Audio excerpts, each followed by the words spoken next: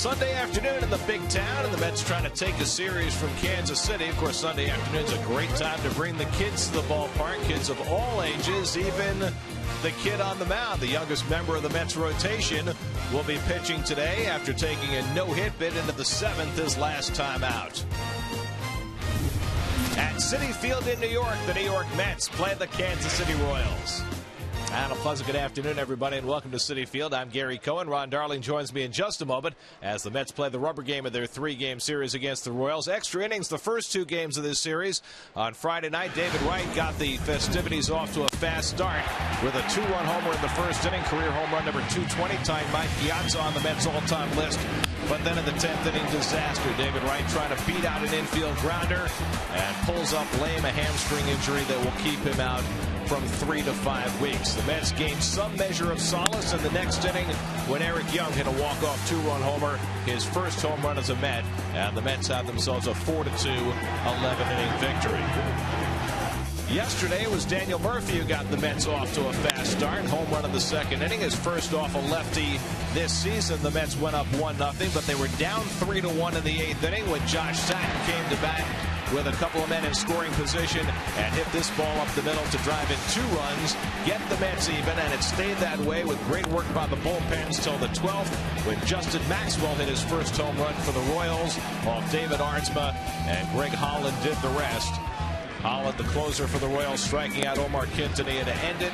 And the Royals have themselves a 1-run, 12-inning victory to even up the series. How many innings today? Well, we don't know, but the bullpens have been spectacular. You know, you look at the Mets bullpen since July 1st, they have just been a great ERA, just over 2. But the Kansas City bullpen, most dominant bullpen I've seen this season. On the mound for the Mets today, Zach Wheeler, the 23-year-old right-hander, had his most dynamic start his last time out. You know, Terry Collins said he couldn't have been any better in that start where he got a no decision, 6 1/3 of no-hit ball, the most aggressive I've seen him this year, and the best fastball command I've seen him have this year. On the other side, the former Angel, Irvin Santana, pitching for the Royals. He's had good years, he's had bad years. This has been a really good one. It really has. Last season gave up 39 home runs. He's got 103 wins in his career, 96 in his career with the Los Angeles Angels. He's a special talent. So it's the Mets and the Royals finishing out their 3-game series at Citi Field.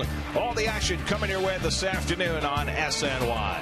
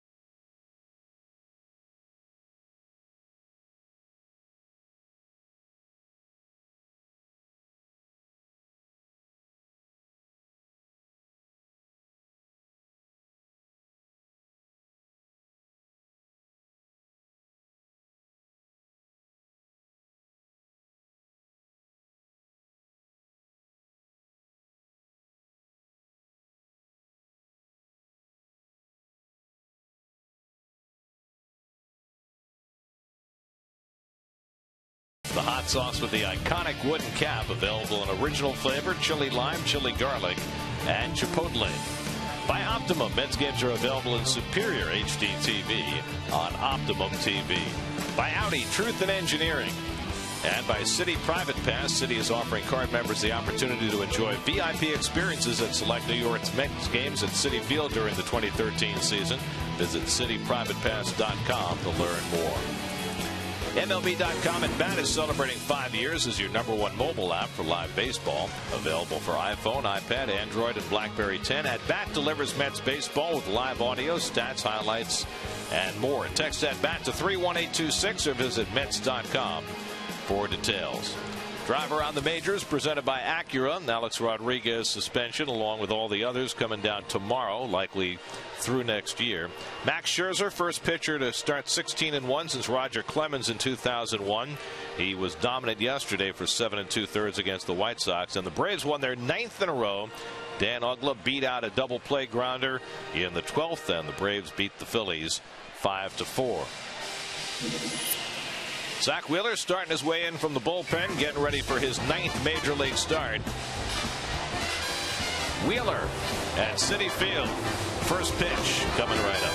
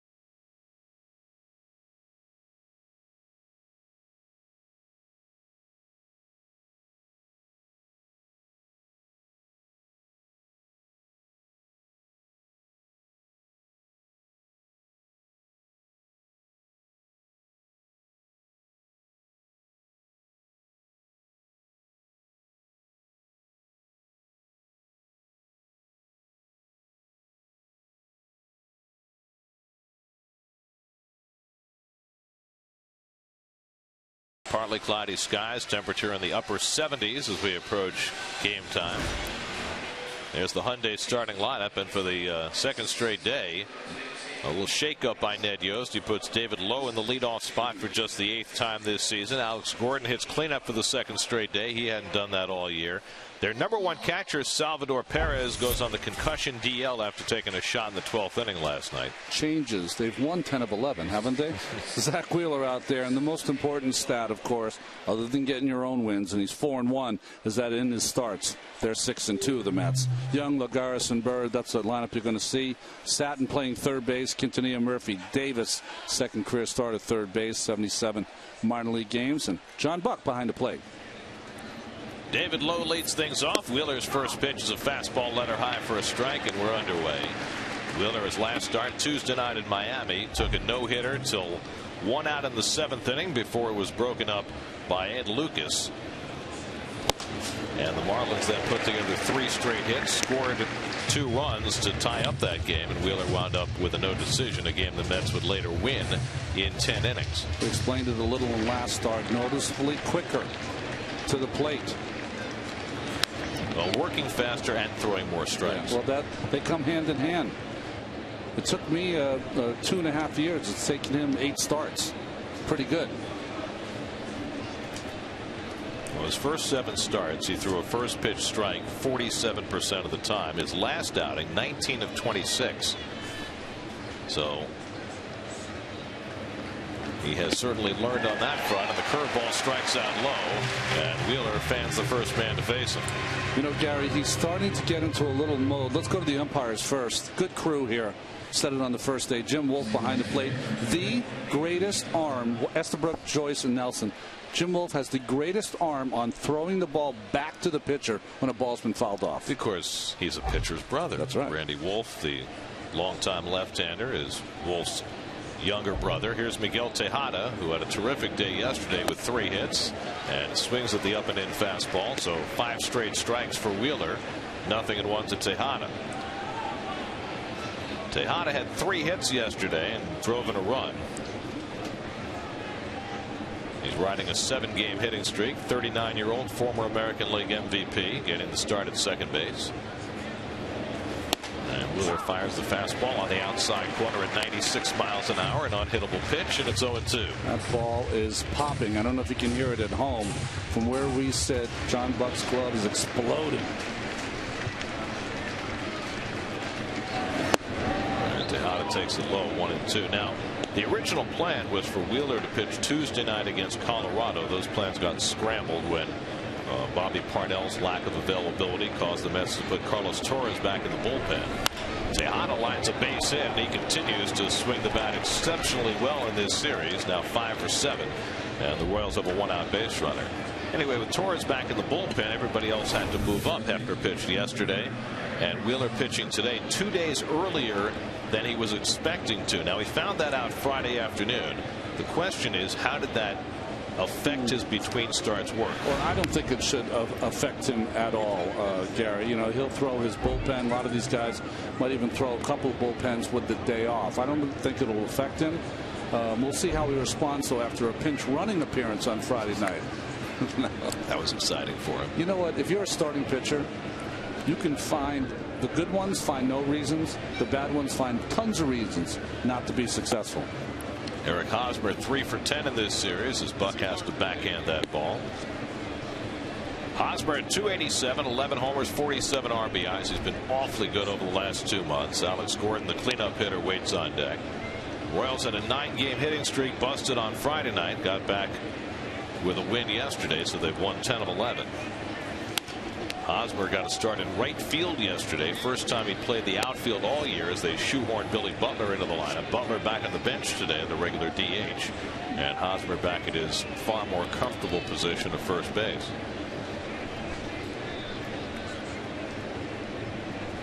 Well, Wheeler over his first 8 starts has averaged 4.5 walks per 9 innings, but his control much better his last time out. And there's his first changeup, and he has Hosmer out in front, 1-2. We've seen a little bit of a trend here for Wheeler. Against the left-handed hitters, you'll see fastball, curveball change. Right-handed hitters, you'll see fastball, slider for the most part. Ahead on Hosmer, 1-2. And he strikes him out with a high hard one.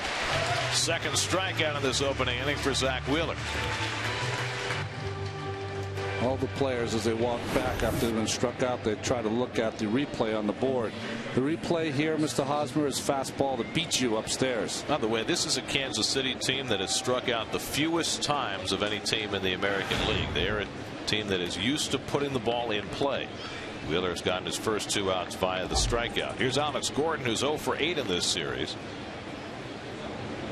Batted cleanup yesterday for the first time this season. He's been the leadoff hitter for the most part for the Royals this year. One thing about Gordon has been readily apparent in this series. he absolutely has deserved the Gold Gloves he's won the last 2 years. He's been spectacular out there at left. Started as the third baseman, right, Gary? He struggled as a hitter while he was a third baseman. He's blossomed offensively and defensively over the last 3 years. And Wheeler quickly ahead of him, 0-2. So we're seeing first all the time. San Francisco was probably his best start.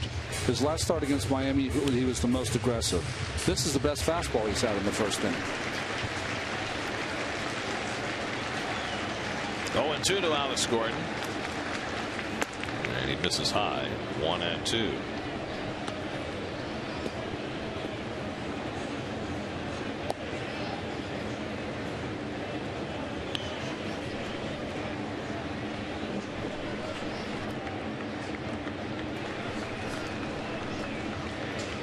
Now Wheeler ahead 1-2. Out to center field. Lagares back a few strides. Has plenty of room. And puts it away on the warning track to end the inning. Zach Wheeler with a couple of first inning strikeouts. Sets down the Royals in the top of the first. Mets come to bat with no score.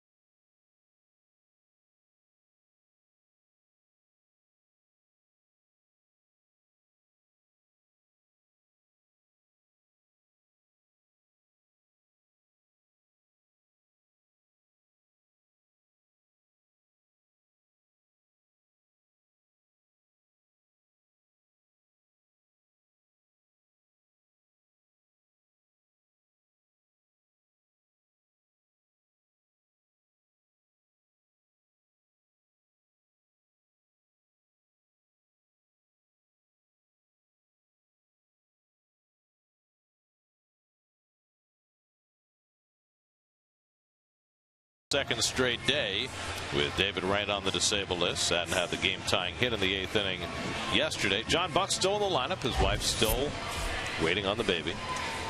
Well, I mentioned in the pregame, he has been a storied career, back and forth. Some good years, some bad years, coming off a year when he gave up 39 home runs in Los Angeles for the Angels and trying to get it back here. But he's had a fine year despite his 7-6 record. He's pitched much better than that. Eric Young 3 for 10 in this series will lead things off. Young, one of 3 hitters in the Mets lineup today who have faced Santana before. Bird and Buck are the others. Eric at .255 for the season, .267 as a Met with a .351 on base percentage, and he takes a strike from Santana. Murphy and Satin to follow for the Mets in the opening inning. Mets have taken the early lead in each of the first 2 games of this series, each time on a home run. Wright Friday night, Murphy yesterday. A ball and a strike from Santana. Santana last year with the Angels 9-13, a 5.16 ERA. Ronnie mentioned the 39 home runs that led the American League and over 3 walks per 9 innings. This year 7-6, 3.03. That's the 9th best ERA in the American League. The walks have been cut almost in half and the home run rate is way down. So how do you explain? He's had that kind of Howard Johnson career. He had one good year and the next one not so good. Young lines one into right center. That's a base hit. Kane cuts in to grab it to hold Young to a leadoff single. So the Mets get the leadoff man on in the opening inning. Another way, coming into this game as a Met, Young's on base percentage leading off the game was .420, so that gets only better. Well, he was jammed on that, but Young, as we saw in the first game of the series, pretty strong for a shorter player. So now here's Murphy, 2 for 10 in this series, back in the 2-hole today after batting 5th the last 2 days.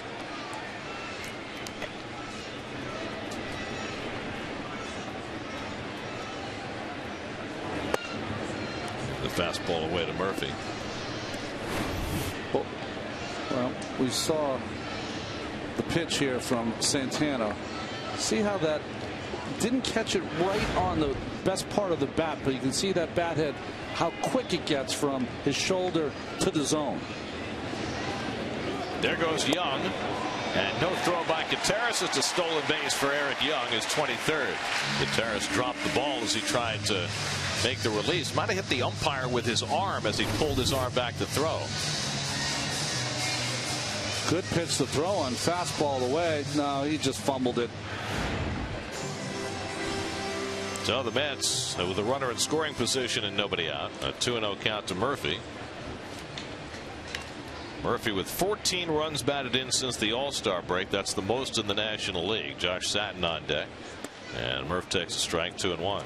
You know, with the stolen base, I honestly thought Wheeler caught a break today without Dyson and Johnson in the lineup. Holding runners on might have been a little problem for him today. Stolen base plays such a big part when they have those guys in the lineup for the Royals. Big base stealer they have in the lineup today, Lorenzo Cain, who will lead off the next inning. Chopper to shortstop. That'll advance the runner. And Escobar throws out Murphy, one away as Young goes to third. So it's a productive out for Murphy, and Josh Satin will try and get him in. Well, George Gutierrez gave up that stolen base to Eric Young. Reason he's catching the second straight day. He came out of the lineup for defense late in yesterday's game, and the #1 catcher, Salvador Perez, took that shot in the 12th inning. And he was really shaken up. I talked to John Buck this morning. Buck came to bat right after that happened, and he said that Perez did not look right. Well, sure enough, Perez went to the hospital last night. They said he suffered a mild concussion, and he's been placed on the 7-day concussion disabled list. Infield in the first inning for Kansas City with Josh Satin at the plate, and he takes inside ball 1.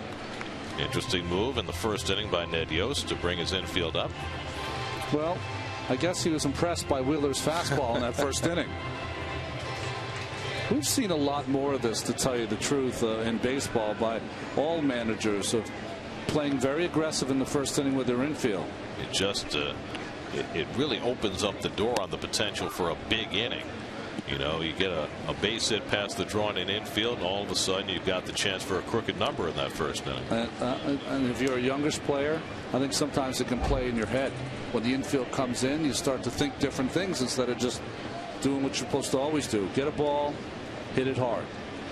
Satin had 2 hits yesterday, and he fouls off the slider from Santana, 1 and 2. Scores like Royals defense, scored in all those goals, as Gary said. Kane and Lowe in right field. Lowe the best speed. Moustakas, Escobar, Tejada, and Hosmer at first base. And George Gutierrez, who we talked about, behind the plate. Gordon picked up an outfield assist yesterday, gunned down Justin Turner trying to stretch what looked like a sure double. Didn't get it. 1 and 2 to Satin. And Josh goes down swinging. The slider from Santana gets him for the second out. So Santana gets the strikeout he needs. Well, good slider there. The best pitch by Santana is the slider. It's got a late break and a big break. Well, the Mets have really struggled lately getting a runner in from third with less than 2 out. And another futile effort there as Marlon Byrd will come up and try and pick up his teammate. Marlon 1 for 8 in this series.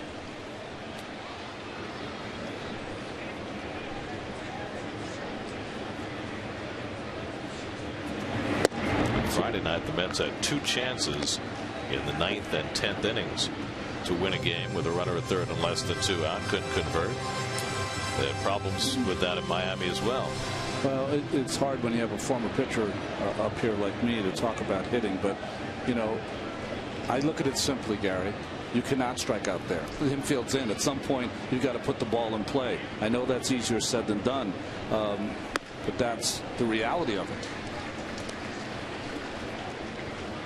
Bird's had 24 career at-bats against Santana, 5 hits, including a home run. So he's got plenty of familiarity with this veteran right-hander. Santana spent 8 years with the Angels. He's now 30 years old. Hop foul back toward the seats, and Gutierrez over for a look, but that's back in the crowd. There's a little breeze blowing today, and the breeze is blowing all around the ballpark, but the ball that was hit to center field in the top of the first inning seemed to really carry, so it seems as though the ball is being brought out to center field in favor of the hitters. Yeah, I think it's being pushed out. That was a high drive by Gordon that looked like just a simple fly ball to center field that almost ended up on the warning track. And that pop-up a moment ago looked like it was well back in the seats, but wound up not all that far back. 2-1 to Bird with Ike Davis standing on deck. Young at third and 2 out. And Bird takes a letter high strike, 2-2.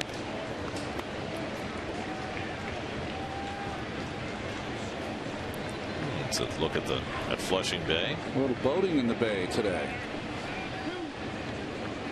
Very little. One boat. Well, you know, it's not San Francisco. Yeah, exactly. We're out there in the east where Keith is today.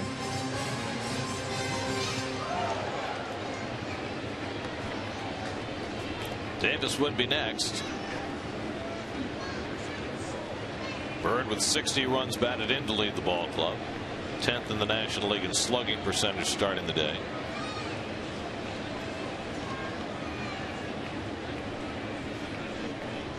Santana's 3-2, and Bird pulls the breaking ball foul. Santana, as we mentioned, has really dropped his walk total. 3.1 per 9 last year, 1.9 this year, up among the American League leaders. We've seen a lot of pitchers, Gary, who have a lot of success. They have a lot of time in the major leagues. Santana is one that is just right in the middle of that transition stage. He doesn't throw that 94 miles an hour anymore. Some more sliders. Grounded to short. Escobar comes in to get it and throws on the move to get Bird. So the Mets got a runner to third with less than 2 out, but do not score. No score after 1.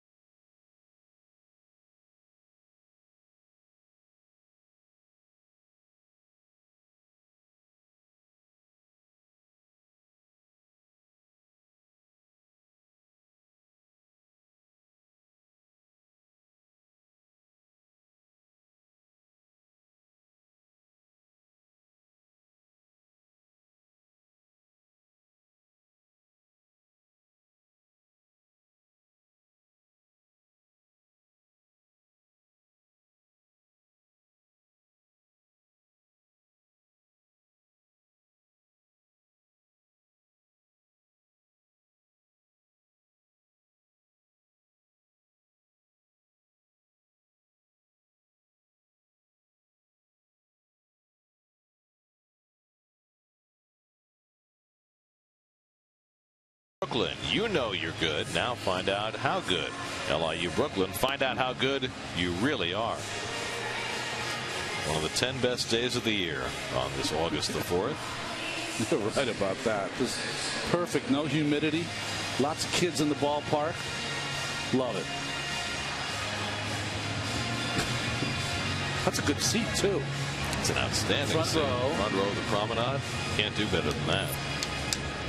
That's what we, when I was a kid, we aspired to sit in the box seats at the front of the upper deck. Yeah. Where we were never allowed with the general admission tickets.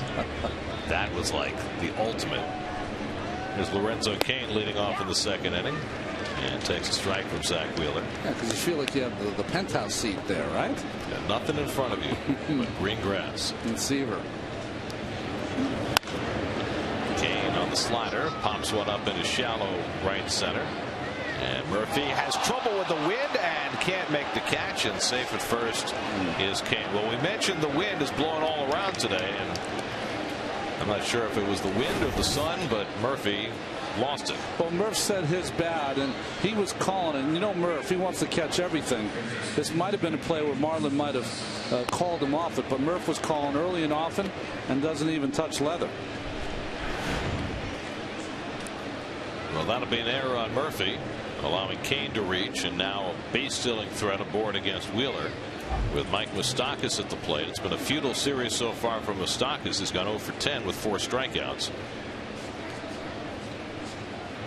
So the Royals have a leadoff base runner. And Moustakas takes up and away for ball 1. We mentioned the Royals putting their catcher Perez on the concussion disabled list today. They've actually made several moves before the game today.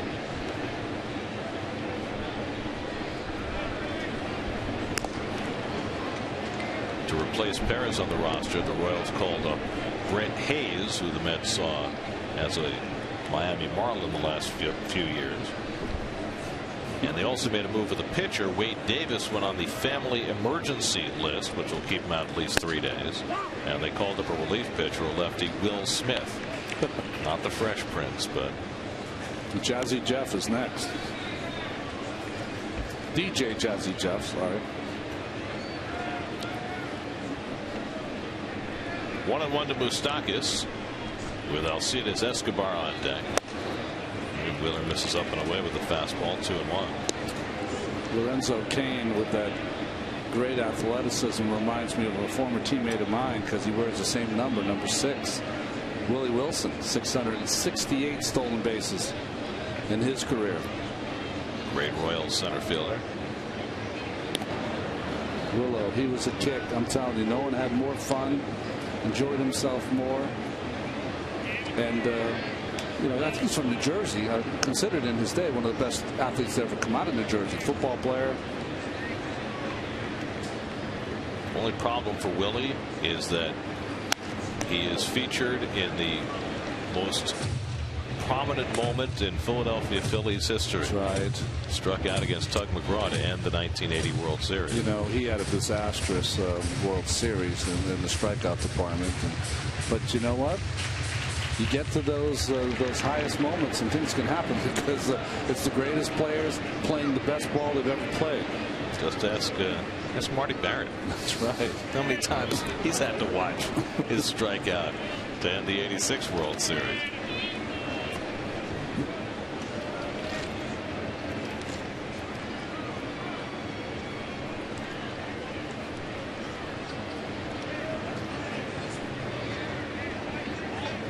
Two and 2 to Moustakas. And he hits it out to center. Lagares coming on. And that's the first out of the inning as Cain moves back to first. You know, some of the little things, Gary, that I've been impressed with Wheeler is that, you know, he's handled himself with the bat fine. He's fielded his position very well. And coming into today, I was talking to Rex Hudler, who does the television games for the Royals. Well, really, I was listening to Hudler talk to me. But we both agreed that one of the problems Wheeler could have today is with the great running game of the Kansas City Royals, and he has improved in that since he's been here, as far as kind of changing it up. He doesn't have a great move yet, but he's quick pitched. He's held on to the ball a little longer, so he's learning as he goes. Royals lead the American League in stolen bases with 84. Lorenzo Cain on at first has a dozen of those. Alcides Escobar is the batter. Escobar 0 for 9 in this series. He's in a 1 for 28 slump right now. Makes you think maybe Ned Yost would put a play on here, try and get him going.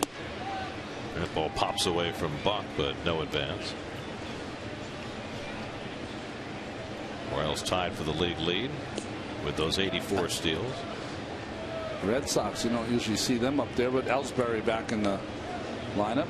Yankees only 92 home runs hit this year. Granderson hit one last night, so they've got to run more. Wait a second, you mean the Mets have more home runs than the Yankees? 6 more, Gary. When's the last time that happened? Granderson's back, though. That could change it up. Imagine if they traded ballparks. Runner goes, and indeed they did put on a hit and run play, and Escobar fouls it off.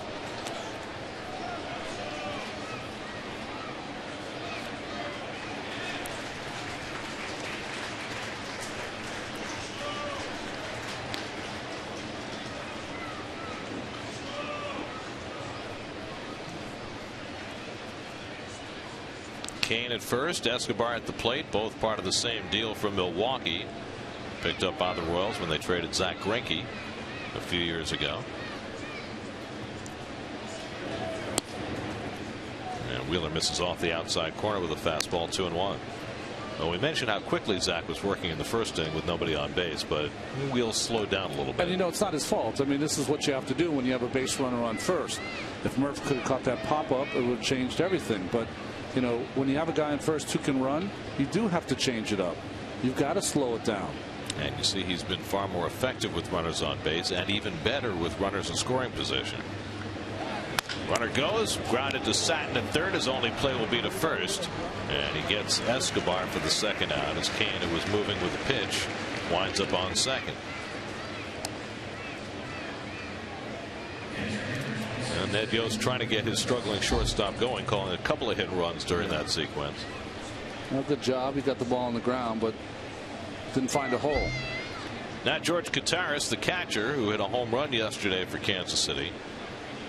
And the Mets are going to walk him intentionally, having watched him hit the ball out of the ballpark against Jeremy Hefner yesterday. Well, Santana is 3 for 21, and he hasn't had an at-bat this year. So a good move, especially considering Kataris yesterday with a home run. So if you have a veteran pitcher on the mound in that circumstance, do you trust him to work carefully to Kataris as opposed to having Wheeler on the mound? The only thing that scares me about Kataris is that he is not a great average hitter, but he's a guy that can hit the ball out of the ballpark. And if a guy can hit the ball out of the ballpark out of the 8th slot, I don't mind this play. Of course, you'd much rather have the pitcher leading off the next inning, but that's the trade-off you make. That's the trade-off. This is a guy that hasn't batted this year. You would think that Wheeler and his fastball should be able to eliminate Santana on 3 or 4 pitches. Now, Santana is a pretty good athlete. He was an outstanding basketball player back home in the Dominican. And, of course, Irvin Santana as a basketball player, his nickname, Magic. Magic? Irvin. Magic. That's right. It makes sense, right? I watched John Wall, the point guard for the Washington team, throw out a baseball. It was a basketball player, one of the best, and it doesn't always translate the basketball to baseball thing. Well, one of the greatest athletes I've ever seen tried to become a baseball player, but it didn't work for Michael Jordan either. What did he say? He said hitting a baseball is the hardest thing he ever did in his life. And a lot of people would agree. Yeah.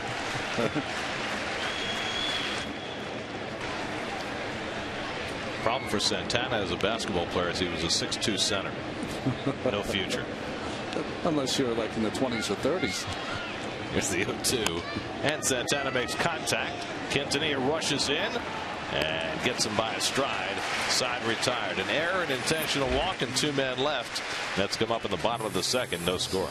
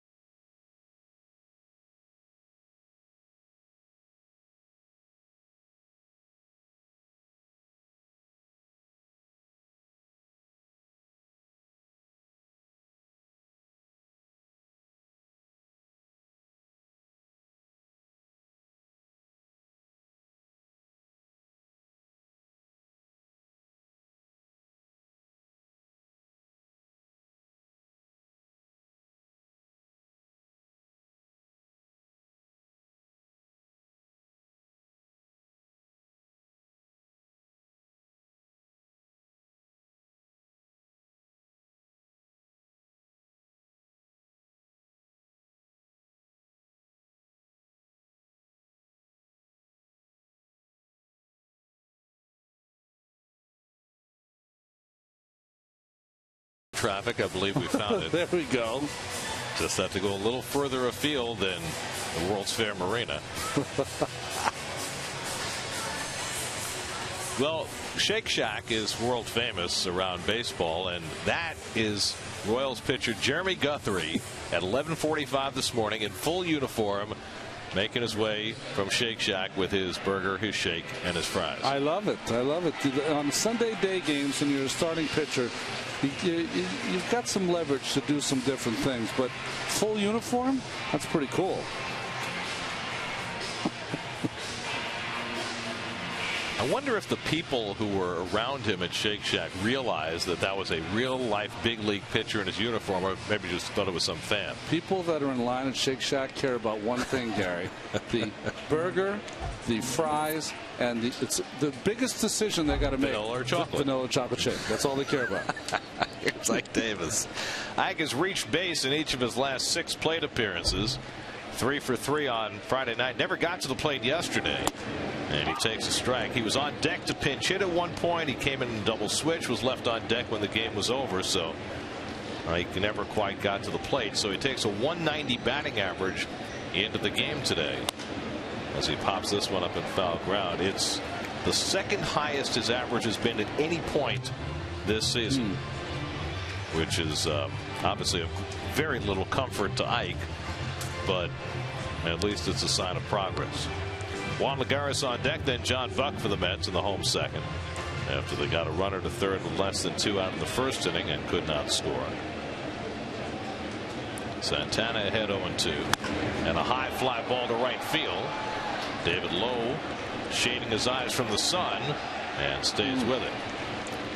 So after Murphy could not catch a pop up in the sun and the wind, Lowe uses Lowe uses his hand here. I've honestly never seen anyone do that. You use your glove. It's a much bigger object to get between your eyes and blocking out the sun. You keep your ball to the left of your glove and make the catch.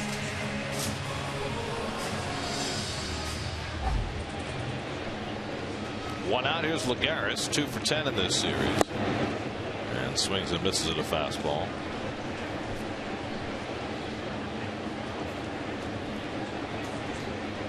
Lagares at 271 for the year. Tries to drop the bunt, but fouls it off. 0-2.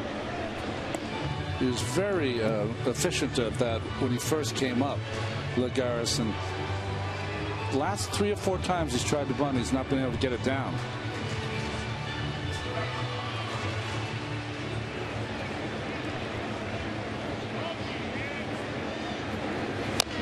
Slider hit weakly back to the mound, and Lagares retired. 2 out.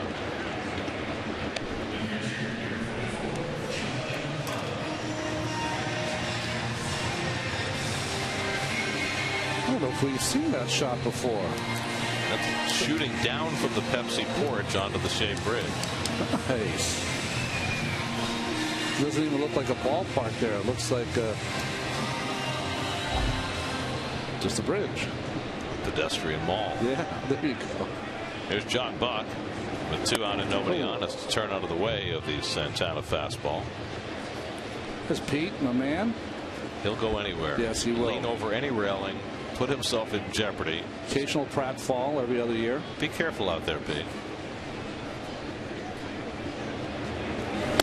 I just remember when we broadcast out of the Pepsi porch, and he was dangling off the subway sign to get a shot of us. Slider off the plate, the bunt, 2-1. Santana's retired 5 in a row after a leadoff hit by Eric Young in the first inning.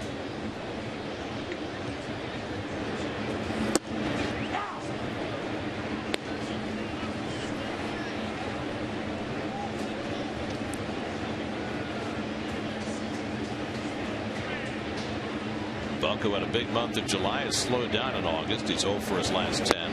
And making 0 for 11 as Santana gets him with a high fastball. Second strikeout for Irvin Santana. No score after 2.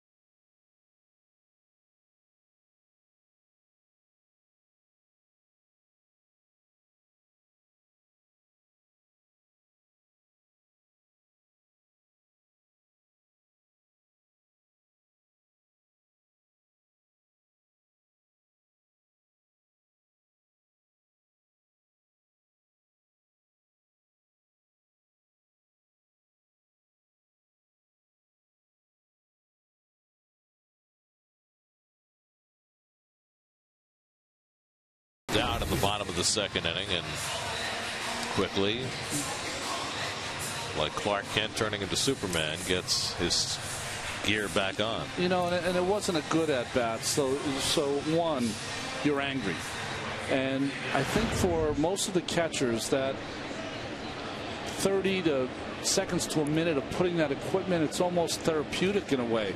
In that time, they're able to kind of wash away that at bat back to what is more, you know, it's supposed to be more important, the catching. It's a difficult thing, and that's why, you know, when we have catchers who, and I'm talking about great defensive catchers, whether it's Molina, others in the past history of the game, that can also hit at a high level. That's why they've always been regarded in high esteem. David Lowe leading off the third. Of course, you know, all catchers have to have 2 different trains of thought. Their catching duties As Lowe pops one up into shallow right, and Bird now fending off the sun in traditional fashion and makes the catch. After we watched Lowe use his bare hand in the last half inning, Bird used the glove and hung with it. Well, 35 years old, so he knows how to do it correctly. Beautiful, but you want to see something else that was great in that play? Watch what you're going to see in 2 seconds. Mr. Lagares ran all the way from center field to be there just in case he lost it in the sun. That's a no box score kind of move right there, right? That's good to see. Certainly shows he's paying attention. And just like that, the sun goes behind the clouds. One out. Here's Miguel Tejada, and he takes a strike. I was going to say about Buck that every catcher has to think about his at bats and has to think about his catching, but Buck now has to have 3 trains of thought because he's also thinking about his wife. That's right. Who's now 2 days overdue.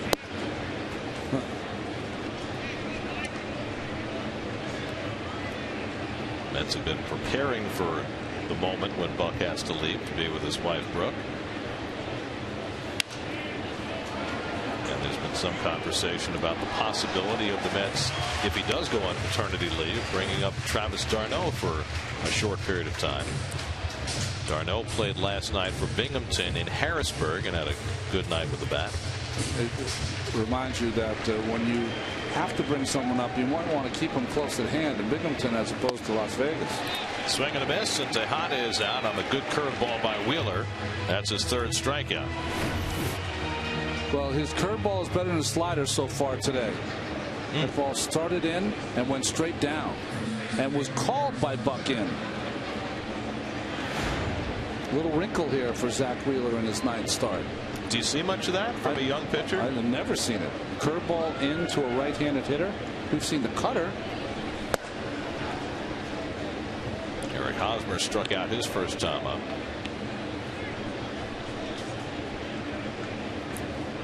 Alex Gordon would be next. Hosmer takes a changeup for a strike, and it's 1-1. Jim Wolf is a pitcher's umpire, hunting strikes. You know, in a very short period of time, that changeup has gone from a throwaway pitch for Wheeler to being, you know, a weapon that he can go to occasionally. They're using it in the right place, though. 1-0, they're throwing it when the hitter can't swing at a 1-0 changeup. He's looking fastball from Zach. And the reason I say that, Gary, is that even now, it's a pitch that's getting better, but he still telegraphs it. So if you throw it in counts where they can't be looking for it, you're going to get away with it. Now the 2-2, and the fastball bounced slowly. Murphy hurries in, and that retires the side. First 1-2-3 inning of the day for Zach Wheeler. Mets come up in the bottom of the 3rd. No score at Citi Field.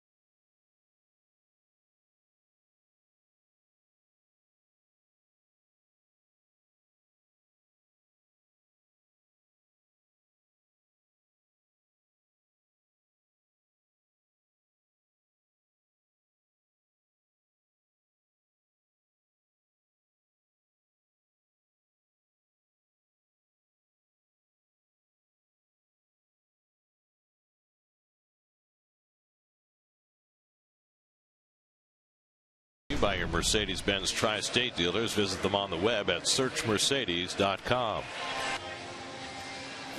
Wow.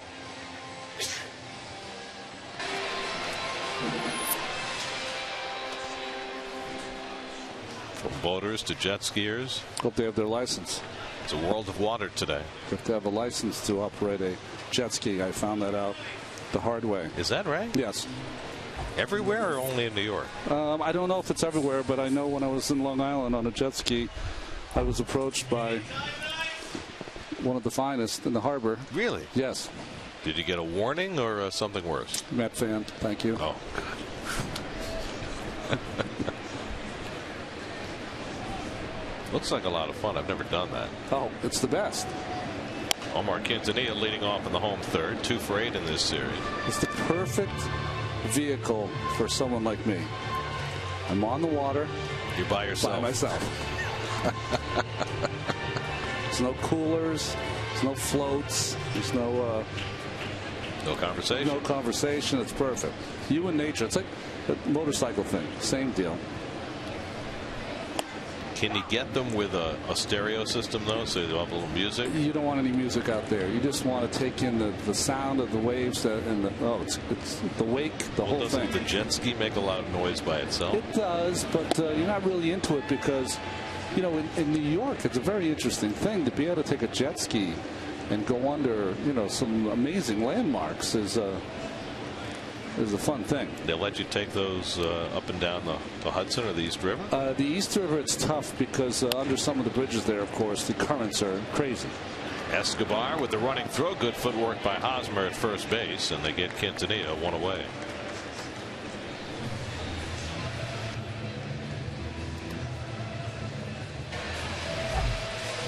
Now Zach Wheeler will take his turn. 2 hits and 16 at bats.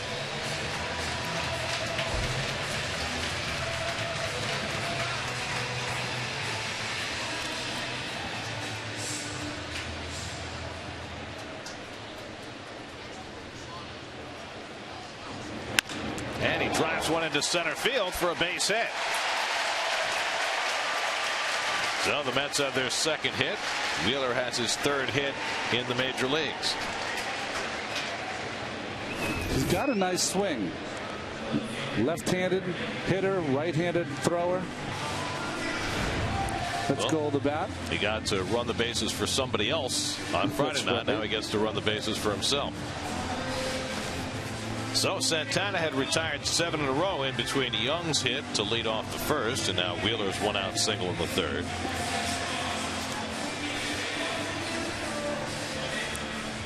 Santana has really kicked it in gear since the All-Star break. 3 starts, 2-0, 1.21 ERA.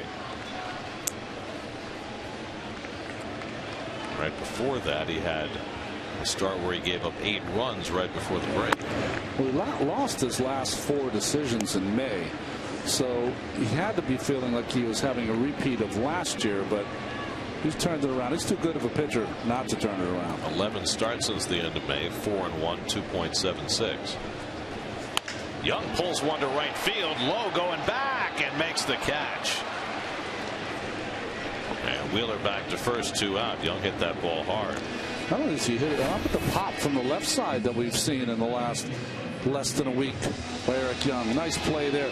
Watch him wince low when he catches that baseball because he caught it right in the palm, not in the web. Watch this. And watch him wince.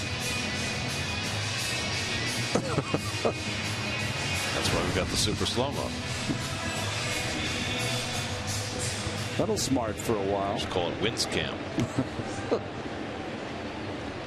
2 out. Wheeler still at first, and now Murphy, who grounded out to short his first time, and he fouls off the first pitch fastball.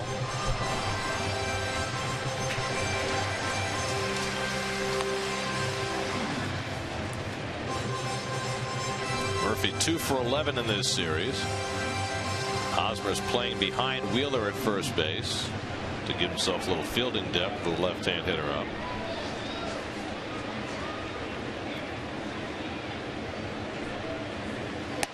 I remember the last Met pitcher who stole a base. Remember El Duque stole a base. That's right. I think there's been somebody since then. Didn't Dickey steal a base sometime in the last couple of years? I stole one base as a Met just to do it. There was no reason to steal it. Just you don't want that slate clean. You want to put one number there anyway. Got to fill the stat sheet, as they say in basketball. I remember Paul Zuvella, you know that name, was the shortstop that day, and stole it and got up and he said, "What are you doing? Why are you stealing the base? There's no reason for you to steal that base." I said, "I got to have it." Everybody should have at least one of everything. I didn't pull a Ricky, though. I didn't pull the bag out of there. Thank goodness. Now you're the greatest. Line to left field. Over comes Gordon to pick it off. So a couple of bullets off Santana, but that fine Kansas City outfield handling them both. On we go to the fourth. No score.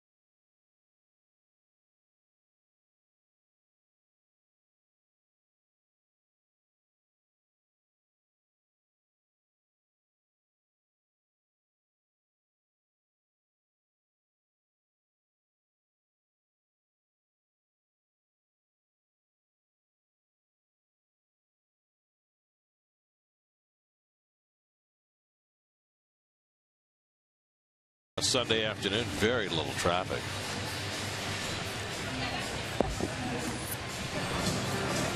Kevin Burkhardt is away officiating a wedding. More on that later. Eamon McEnany has been ably filling in all weekend, and Eamon joins us here in the fourth. Eamon? Well, Gary, you know, Friday night after David Wright got hurt, one of the first questions Terry Collins was asked in his news conference was how do the Mets fill that leadership void, let alone the production on the field, but the leadership in the clubhouse. And Terry actually mentioned that because of the veterans that were acquired in the offseason, like John Buck, Marlon Byrd, and LaTroy Hawkins, he doesn't expect that to be much of a problem over the next month or so. So I asked John Buck today about how you change if you have to become more of a leader now without David Wright. And he says, well, that's the first thing you don't do. You don't change, because everyone notices that when you change your mentality or you change your approach and become more vocal. And he said, you know, Marlon Byrd, LaTroy Hawkins, and he are just going to do what they've been doing all year and lead by example. And he said actually the fact that the Mets are a younger team outside of those vets will be helpful because they're fighting for their professional lives. They're playing for their major league future. So that's all the motivation and leadership that they need, that they don't need to look to John Buck. They don't need to look to Marlon Byrd. This is their chance. And Terry Collins has said similar things in the last 48 hours, Gary, about the leadership. Obviously, they're going to miss David Wright as Gordon gets all that one into the gap. Lagares going back on it, gets under it, makes the nice grab. But he thinks that with young guys like Lagares, this is their taste of Major League Baseball, and they don't really need leaders right now to fill the role of David Wright. Well, Lagares making that one look easy, but that's what he does, isn't it? Well, I think it was great. Eamon was doing his report and said Lagares making a fine catch, and it's become that. That's just a fine catch for him because he's so good. But Eamon makes a great point. I think the leadership void is probably the least of the Mets' concerns with David out right now. I think a much greater concern is how do you fill third base and the defense that David was bringing there. Gold Glove caliber defense all year as that one sails to the backstop to Kane. And then, of course, the number 3 spot in the batting order. And the Mets have got a lot of options right now. There are a lot of moving parts as far as how they can fill that spot. Now, Turner played there yesterday. Satton's playing there today. There's been some talk over the last couple of days, and Terry Collins initiated this about moving Daniel Murphy to third base, and Terry addressed that today. But there's another intriguing possibility, and that is Wilmer Flores. Now, Flores has been playing second base most of this year. He's had a great offensive season for Las Vegas as this one's hit out to right. And Bird, staggering with that sun, makes the catch for the second out. Now, Flores, major league ready as far as the bat is concerned. The question about him has always been position. And he's been playing second base all year, but he's played third base in the past, and they played him at third base last night. Well, there's 2 options with Flores, okay? You can bring him up, and he's played a lot of second base now in the minor leagues also. So you could bring him up, put him at second base, move more to third. But if you didn't want to disrupt anything at all, you keep Young in the outfield because that's been one of the strengths since the Mets have played better. So you have that speed and defense. You keep Young where he's at, you keep Murph where he's at, and you move Flores to third base and let him play there and just replace David straight up. The only other way you could make a move, I guess, is that you could decide to move Murph to third, move Eric Young to second base, and go with the player that started the season with you, Lucas Duda, out in left field. Now that will take away the strength in outfield defense.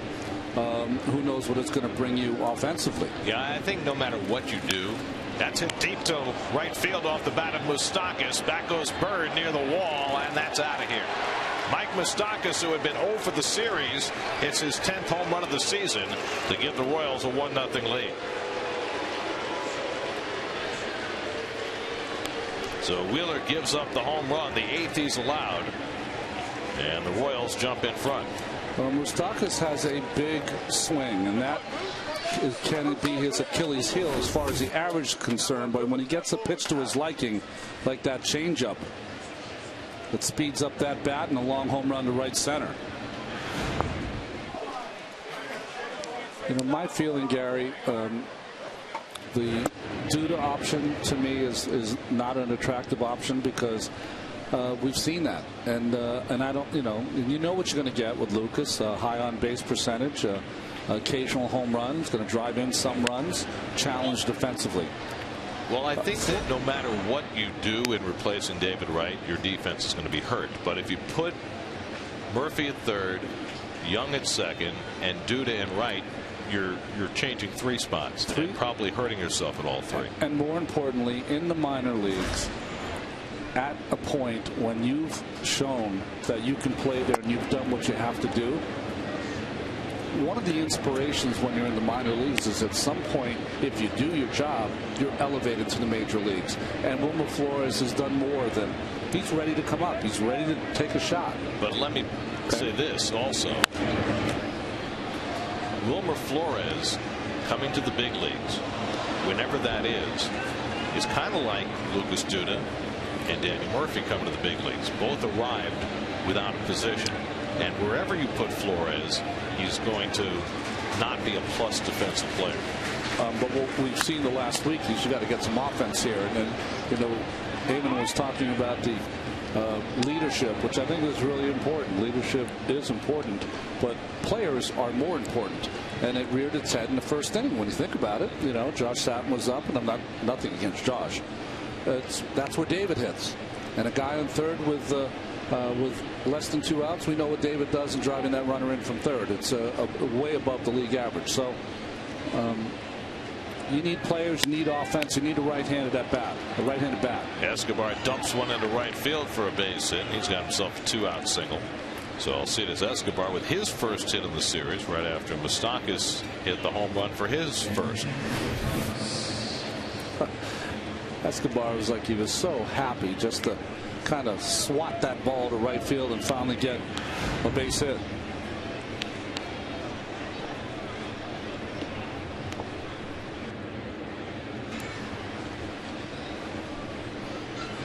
I know what you're saying about defense, Gary, and I think because one of the Mets' strengths since July 1st has been their pitching. That's been outstanding. Really, since Wheeler came up on the 18th, their pitching has just been great, from starters to bullpen, and that goes hand in hand with defense.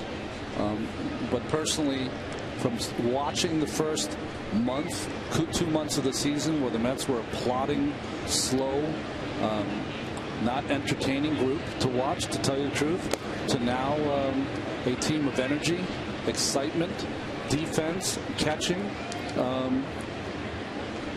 I would like to see Flores get his shot.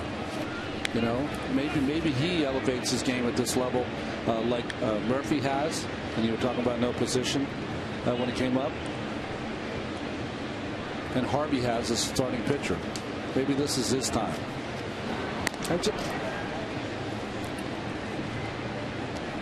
There's Murph. He's played everywhere. Well, he's become a fixture at second base, and I think at this point, I mean, he started out his minor league career as a third baseman, but he doesn't have a future there here. He's probably better off staying put if you can figure out how to do that. But the only thing that I would throw into that mix is Lucas Duda began this year as a starting player for this team. If you don't put him back in left field, what's his future? Because let's remember something. This is an organization that values on-base percentage. They've made no bones about that. And if you take David Wright out of the mix, nobody on this club has a higher on-base percentage than Lucas Duda, except for Satin, who only has a limited number of at-bats. Well, if that's the most important thing to you, then bring Lucas Duda up. My problem is, Gary, is that at this level, you get a couple of shots. Show me something. This is big boy baseball. This is not where everyone gets a trophy. You get a couple of shots. Show me something. If you can't show me something, I'm moving on.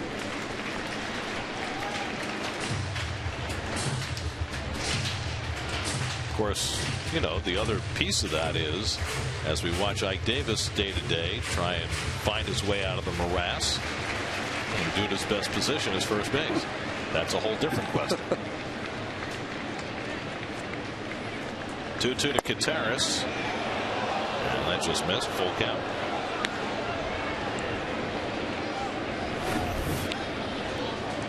I thought it caught the corner. I just don't know where the elevation was.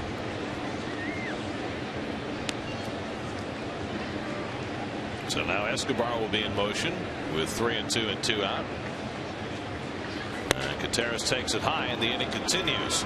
So after 2 out and nobody on, the home run by Moustakas, the opposite field hit for Escobar, and now the walk to Contreras. Well, it is certainly notable that the Mets began to play better after they got Eric Young, and that's twofold. One is that they have more speed in the outfield, and they play better defense out there. It also coincides with Lagares playing more. But also, the Mets didn't have leadoff hitter until Young came along. Santana with 2 out and 2 on will not be bunting for a sacrifice, merely taking a strike. He's a little uncomfortable up there with a big smile. I think maybe Jim Wolf just reminded him that we're 2 out.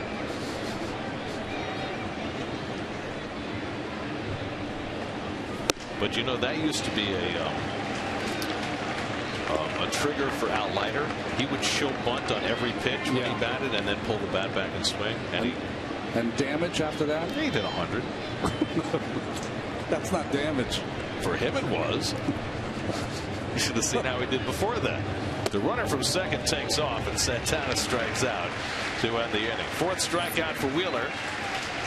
But Mike Moustakas gives the Royals the lead. His 10th home run of the season puts Kansas City up 1-0 going to the bottom of the 4th.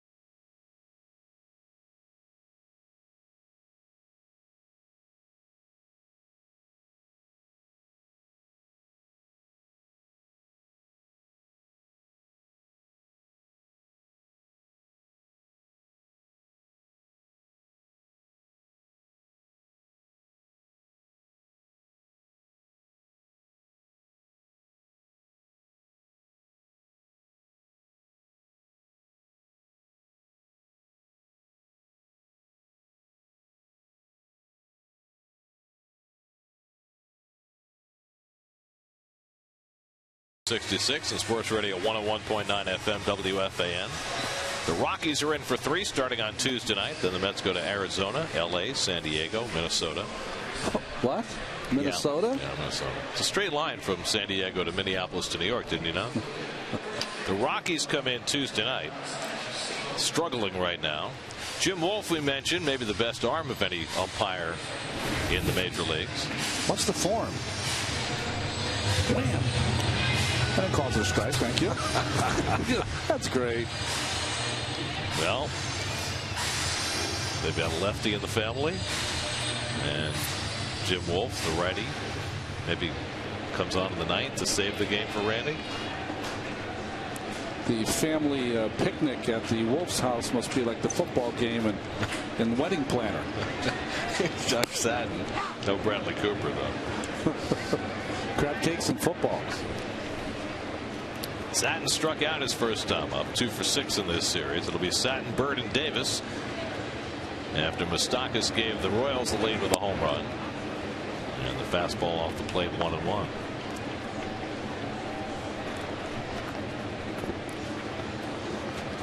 I mentioned the Rockies coming in on Tuesday night. It wasn't all that long ago the Rockies looked like they were going to be competitive in the NL West.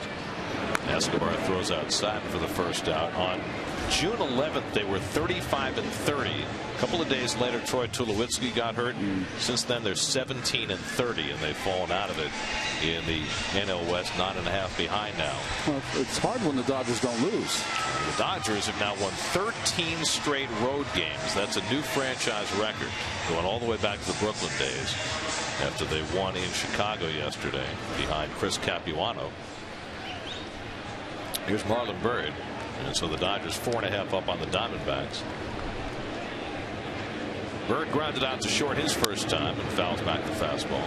The record is 17 by the New York baseball playing Giants in 1916. That's when they had their 26-game winning streak, which is the longest of all time.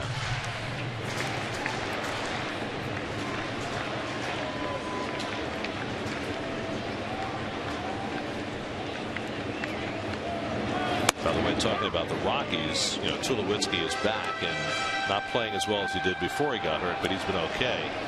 Their problem has been keeping Carlos Gonzalez in the lineup. He had missed 4 straight games with that finger injury before today, but he's back in the lineup for them in Pittsburgh today, which is probably not good news for the Mets, because Cargo has just killed the Mets this year. I mean, he went 5 for 5 in a game this past week. He sat out a week, went 5 for 5, then sat out another 4 days. By the way, speaking of that series, you see the performance by Francisco Liriano yesterday. 7 innings, no runs, 2 hits. He's 12-4 now. Comeback player of the year, maybe. Definitely one of the best pitchers acquired this winter. Marlon Byrd probably is going to be Marlon in certainly that talk. is in that conversation about comeback player of the year. But again, you know, and I raised this point a couple of weeks ago. When you consider what Marlon is coming back from since he had the suspension for PEDs last year, does that make him less eligible for comeback player of the year? I mean, he also had a miserable season on the field. So which do you consider if you're voting for comeback player of the year? Well, I look at it this way. You know, you have your physical play on the field and you serve a suspension if you had to. To me, you serve a suspension, you've done your time. Well, that's not my point. My point is coming back from a suspension grounds for being comeback player of the year? Well, I don't think that. I would consider just as below a 200 average and then no production, and going from that to the cleanup hitter for the Mets. Santana misses inside. Hardest pitch he's thrown at 94. And a full count to Byrd. To me, the most amazing thing about Byrd this year has been his ability over the last 2 months now to play every day. Yeah. I mean, early in the season, he was playing a lot, but not every day. It's a slow ground ball. Moustakas has to charge, makes the bare hand pickup, and throws him out. So first Moustakas hits the home run, and then he makes an outstanding play to get Bird for the second out. You know, we talked about it on Friday. It's probably worth mentioning again. Every scout, every team that watches the Kansas City Royals, and that is perfect. That's David Wright mechanics right there, reaching down and making a throw all in one movement. They've all said that this is one of the finest defensive clubs in baseball. Well, when they have their everyday lineup out there with Salvador Perez behind the plate and Chris Getz playing second base, they have a plus defensive player at every position, and not too many teams can say that. Here's Ike Davis, who flying to right his first time.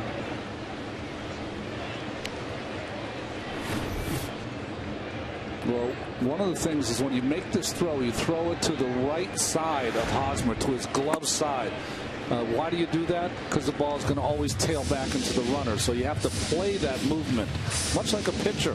If he has sink, you have to play that movement. Now, how do you know that ball is going to tail back? Because you're throwing it sidearm, and the spin on the ball is going to take it that way. If you went out today, Gary, and threw a ball 3/4 underneath, the ball is going to go to your right. You are right-handed throwing, right? And my elbow would explode at the same time. It's a strike to Davis, 3-1. Might go 20 feet. But I understand what you're saying. No, it's like watching, as there's ball four, it's like watching Greg Bird.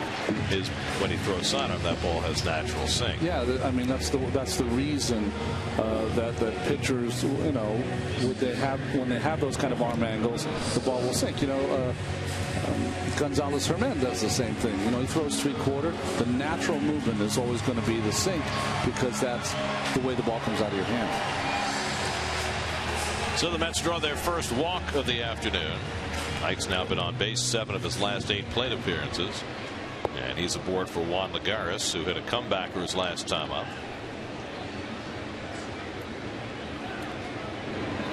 By the way, speaking of walks, the Met pitching staff did something yesterday that they had never done before in 52 years. It was the longest game the Mets had ever played in which their pitchers did not allow a single walk. 12 innings. Which kind of shocking to me that with all the long games the Mets have played in their history, that they had never had a game that long without a walk. Well, I always look at it this way, Gary. What makes it an anomaly to me is usually when you're in those tight games, you're going to have an intentional walk here or there to try to get out of innings. There goes Davis trying to surprise them, and he steals the base. And Tejada so surprised he didn't catch the throw. Third stolen base of the year for Ike Davis. He had 2 in 1 game earlier this year. Well, Ike with the no-dose steal. Not looking for him to steal. He gets 4 or 5 steps, even looks in.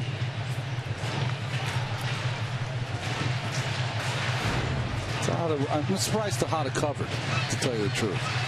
Well, Ike in his rookie season in 2010 had 3 steals. He had not had 1 since, and now he has 3 more this year. So he's matched his career high. 2-1. And Lagares chases the slider, 2-2. Tejada was all over him, by the way. Tejada's so surprised. I mean, this is a guy that routinely plays 162 games when he was an everyday player and catches that ball in his right hand.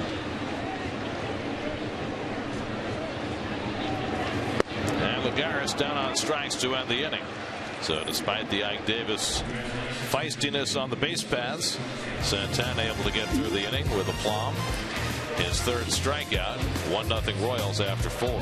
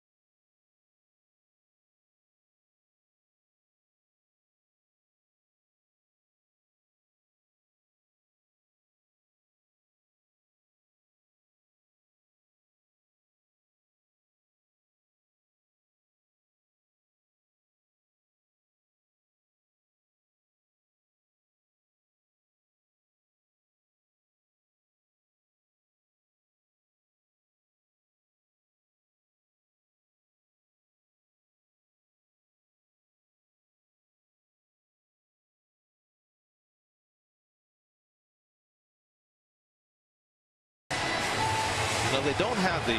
What do they feature? Didn't They don't have the corn clam chowder? and corn chowder anymore. It was my favorite. We need to bring that back. Today, get an inside look at the life of Lee Mazzilli's son and current Cyclones second baseman L.J. Mazzilli. Find out how he's trying to make his own mark in the Mets organization on Mets Insider, presented by W.B. Mason, today after the postgame, only on SNY. There are your city probables for the series against the Rockies. Henry Mejia makes his third start against Tyler Chatwood, who's pitched very well for Colorado Tuesday night. Matt Harvey on the mound Wednesday night against Chad Bettis. That'll be just his second big league start. And the Thursday day game, Dylan G pitches against Jhoulys Chacin, who just won his 10th game the other day. Top of the batting order for Kansas City, third time around against Zach Wheeler, who gave up a home run to Mike Moustakas with 2 out of the 4th for the game's only run. Wheeler has struck out 4 and walked 2. And David Lowe takes high, ball 1.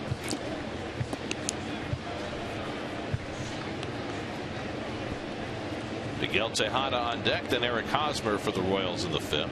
Lowe has struck out and flying to right.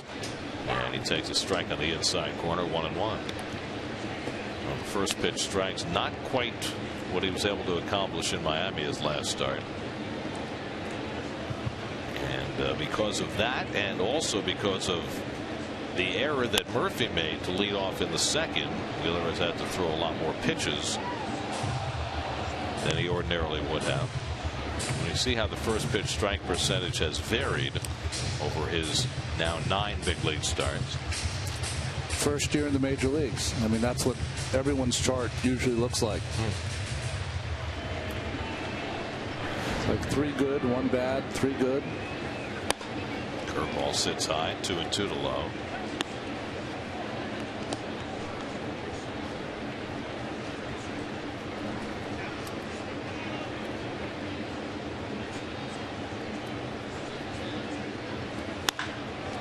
Fly ball, right field, and Marlon Byrd's got to battle the sun again. And he can't make the play. Boy, that sun has been tough all day.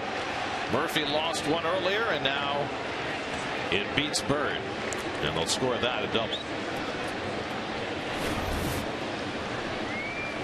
Well, 2 things happen on this play. One, Lagares can't get over to help. Murphy couldn't get out there to help, so it's really on Marlon Byrd. He did everything he could there. This is the worst day I've ever seen at Citi Field. He's got the shadow.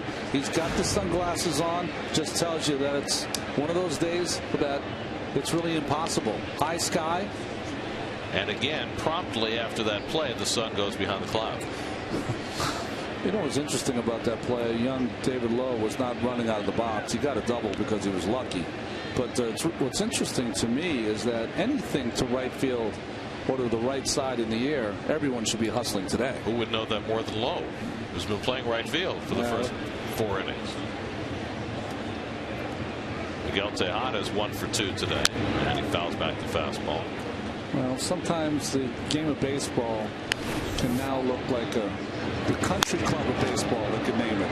Really could. Pay your dues every month. I mean, this is a kid. How much time does he have in the major leagues? Not enough to do that. Could have easily been at third base if he'd been running hard all the way.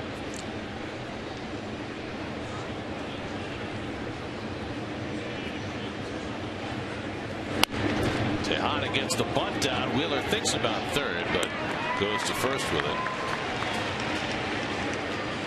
And they will score a sacrifice for Tejada, moving Lowe to third. You know, some players past their prime, it's really hard for them to accept changing as a ball player. We talk about pitchers always having to change their game when they don't have their fastball. But here's a team player, and he's been a team player from the day he came to the major leagues.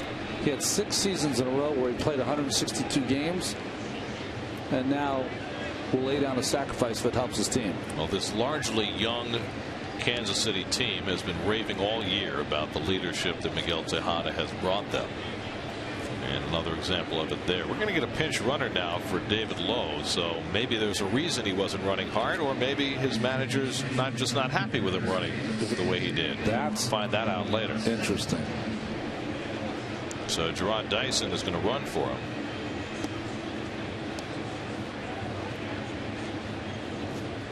Very interesting. Mets will bring the infield in now.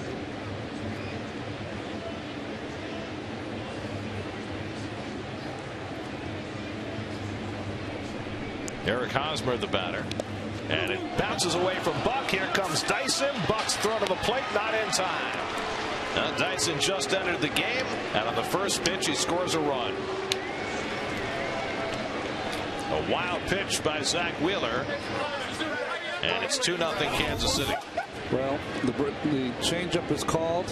Maybe it's a fastball. Not going to blame John Buck for that one. Throwing a pitch and it travels about 55 feet. Welcome to the ball game, Mr. Dyson. Right.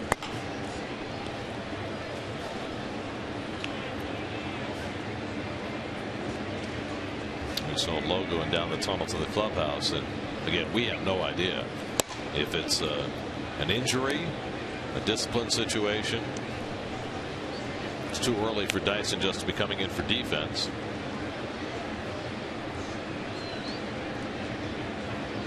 Three 0 to Hosmer, and that missed ball 4, so Hosmer's out with a walk. And meanwhile, we've seen this trend over a number of his starts, but Wheeler, who was throwing 96 in the first inning, is throwing 91 and 92 here in the 5th. It's interesting that because his numbers are so great with runners on base, runners in scoring position, runners in scoring position with 2 outs, but he'll go on periods where he kind of just loses it, and that again is another trait that happens with young pitchers. Here's Alec Gordon, who's hit 2 deep fly balls to center that have both been caught. It's rattled. It's a strong word, but you know what I'm saying. It's well, Lowe is going down with the trainer, right? With the trainer, so that probably tells you a story. And the trainer pointing to his thigh there, so I don't know if that's the issue with Lowe. I'm sure we'll hear more.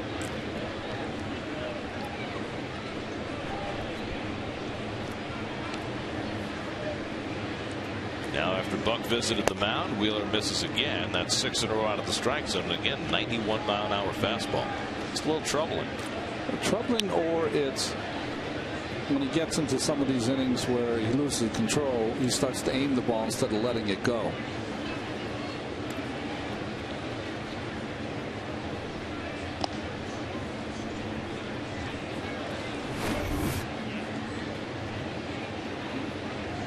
That's Lowe moving over on the sacrifice by Tejada.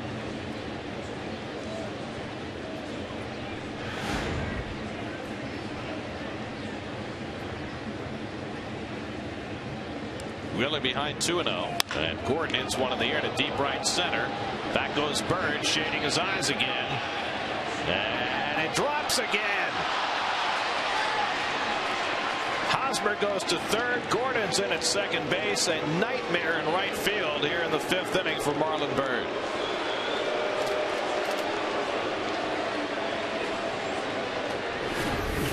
He got a glove on this one. Listen, we've spent 4 months watching this right fielder not make many mistakes, if any at all. So I've got to tell you how brutal it is out there. There's nothing really for Hosmer to do. He's got to know that Bird's going to make this play. And thought he did. Does he reach out? Yes, he does. And proceeds on to third. I wonder as well if we can watch that ball falling again, whether Bird saw Lagares in his peripheral vision and if that had some impact. Well, it could have, in the sense that he might have thought Lagares had a different angle and a better angle with that sun. Lagares coming in, I don't know. You know, that's a play that I think he was just trying to get in some spot where he could kind of backhand it away from the sun, and it didn't hit the pocket. That one will be scored an error. The first one that fell next to him was scored a double, but both equally affected by the sun. And the irony, of course, is that between the two of them, the sun went behind the clouds, but then came back out again in time for that last fly ball. So now runners at second and third. Royals already up 2-0. 1 out of the inning. The Mets play the infield back for Lorenzo Cain. And he loops one into shallow right, and that'll fall in front of Bird for a base hit. Hosmer is in, Gordon right behind him, and they both come in to score. And it's 4-0 Kansas City. So it's a 2-run single for Kane. Gordon almost passed Hosmer on the base paths as they gathered at third base.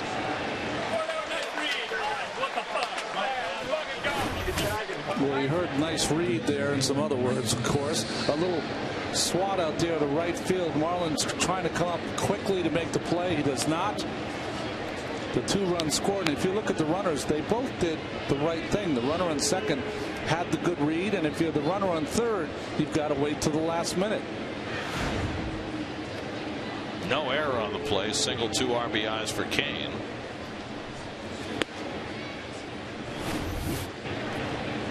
Okay, if the ball's in the air, you always talk, get back to third to tag. He did what he was supposed to. Gordon, though, boy, that came close, didn't it, to him passing him? There's no need for Gordon to be that close, really.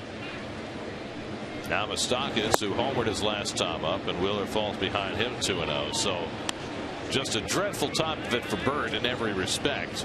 Lowe led off the inning with an easy fly ball, or at least it looked like one, that fell next to him as he lost into the sun for a double.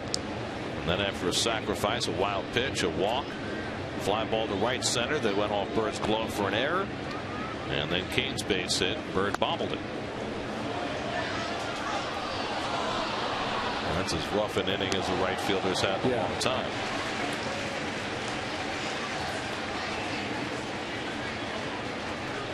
Reminds you of Willie Davis in the 1966 World Series, Gold Glove center fielder for the Dodgers, who made 3 errors in 1 inning on a brilliant high sky kind of a day. There were some games that you would play in Candlestick Park or Wrigley Field. That one gets behind Buck, and down to second base goes Kane. And this is just falling apart for the Mets here in the 5th. Another wild pitch, the second of the inning. Well, I think you're seeing some frustration from Zach Wheeler as he's losing his control, where he's trying to throw the baseball, overthrowing it, aiming it. You know, defensive errors and problems are things that, you know, you have to deal with. Sometimes they're impossible to deal with, but you still have to. I was saying that in Wrigley Field or Candlestick Park. I remember, you know, sitting on the bench and saying, okay, if something happens in the field, don't get crazy mad about it. You know, these things can happen. You know, show maturity, get through it. Pick up your right fielder or whoever has the tough day that day. 3-2, and that's up and away ball 4. And Moustakas is on with a walk. Second of the inning, 4th of the game for Wheeler, and the bullpen is cranking down. You know, it's the other interesting thing we talked about, Gary, is you know, Dan Watson's been out there, Buck's been out there 2 or 3 times, but David has spent a lot of time at the mound this year when some of his younger pitchers, Harvey, Wheeler, etc., have run into trouble. So you know, that's something that Josh Satin wouldn't be as comfortable doing, but it's something that you also miss from David. Yeah, it's something that you would expect more from Murphy now as the most tenured player on that infield. 2 on for Escobar, and he fouls one away.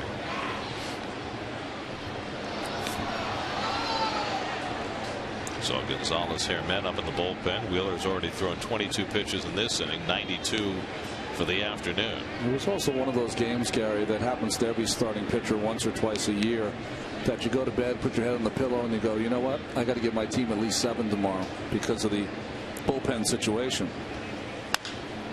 Popped up into shallow center. The sun is behind the clouds, making it easy for Lagares, and that's the second out.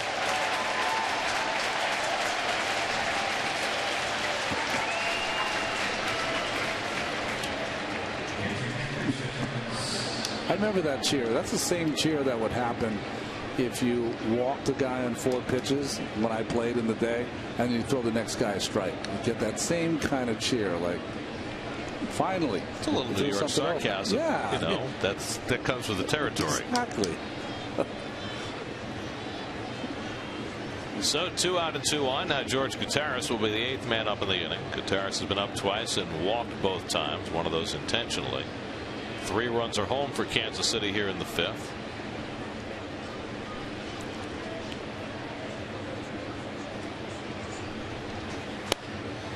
And Wheeler pours a fastball over.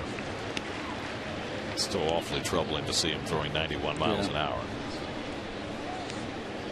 Pitcher Santana would be next.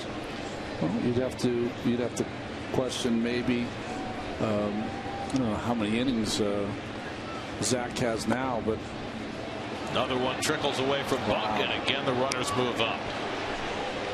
That'll be a pass ball charge to Buck after 2 wild pitches earlier in the inning. Well, didn't blame Buck for the last 2. Boy, it almost looks like he might have been crossed up, but he wasn't, because he didn't go out to talk to Wheeler. So a miscue, and now the intentional walk, Gary. So Contreras will be intentionally walked for the 2nd time today to load him up and bring the pitcher up. Well, the Mets haven't had an inning this ugly in a long time. The Sun partially responsible. Young pitcher on the mound, feeling some of the pressure of it. The catcher having trouble catching the ball.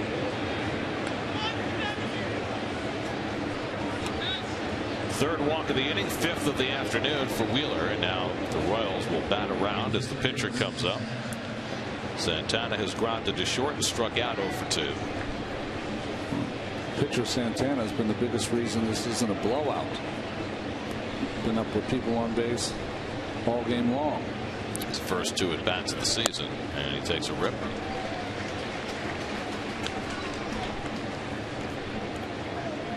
So Wheeler here in the 5th inning, about to throw his 100th pitch, and 55 of them have come in the last 2 innings.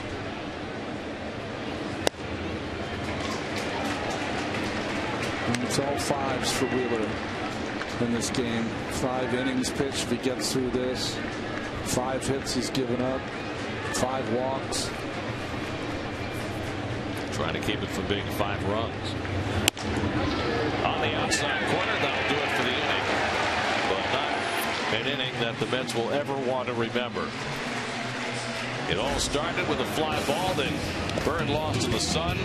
A wild pitch, another wild pitch, another ball lost to the Sun, a blue pit. Not a good inning for Bird and the Mets.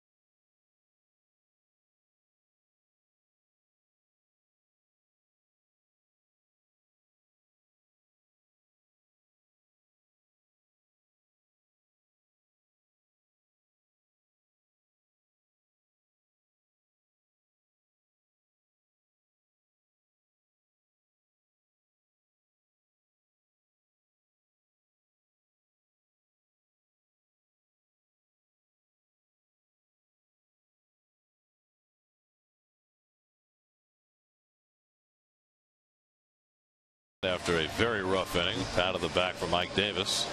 what can you say? There's nothing to say. No one goes out there to have an embarrassing inning. You know, what can you do? The sun has made play out in right field almost impossible. Meanwhile, the hitting coach for the Royals, Pedro Grifol, coming over and talking to David Lowe, who was pulled from the game after jogging on the pop fly that fell in for a double. And so we have to assume at this point that he was pulled for that reason. Well, if you're injured, you are sent right to the locker room, to ice. And Terry Collins having a conversation with Zach Wheeler, who might have allowed the circumstances of that inning get to him a little bit. That's a tutorial on by the manager on how to handle yourself through adversity. Dyson, who pinch ran, stays in center. Lorenzo Cain moves over to right. So the Royals have their best outfield defense out there. John Buck, who didn't have a very spectacular inning in his own right, leading off for the Mets in the home fifth. Cain's like, thanks a lot, I appreciate it.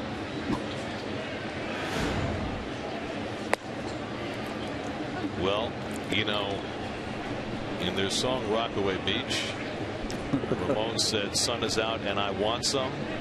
For the right fielders, they don't want some. Yeah, not Ramon fans today.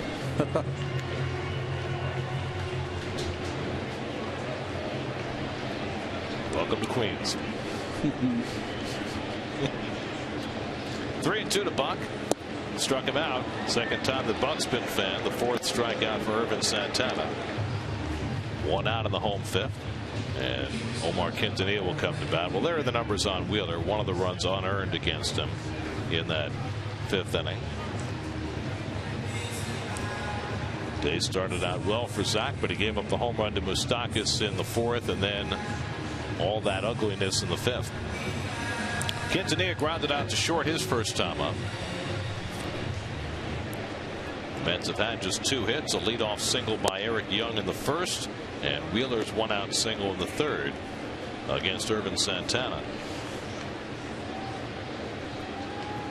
Andrew Brown out on deck to bat for Wheeler.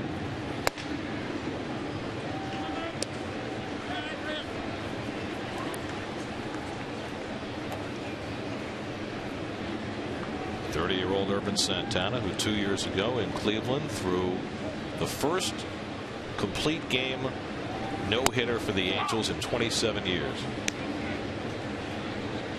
Mike Witt. Exactly. Very good. 1984. Was that the last game of the season, I think, Mike Witt? It was the last day of the year. Santana's no-hitter, he gave up an unearned run in the first inning on an error, and then wild pitch scored the run. Got Michael Brantley on a fly ball to end the no-hitter. The last time the Mets had a Santana on the mound was August 11th last year. Almost a year. Also, a Santana on the mound today who's thrown a no-hitter on a mound where Santana has thrown a no-hitter. No relation. Here's your AT&T trivia question. Who was the last Royals player to start an All-Star game? And I'll give you a hint. Wow. It was 13 years ago, which is the longest drought for any major league team. 2000, huh?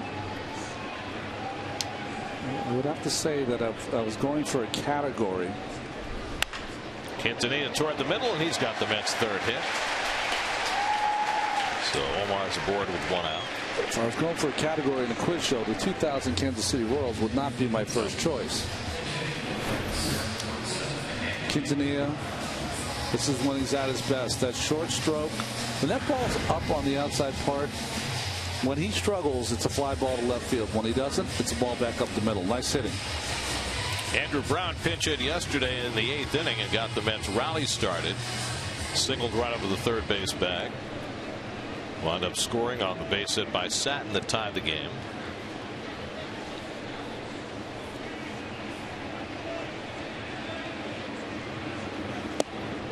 And he takes the letter high strike.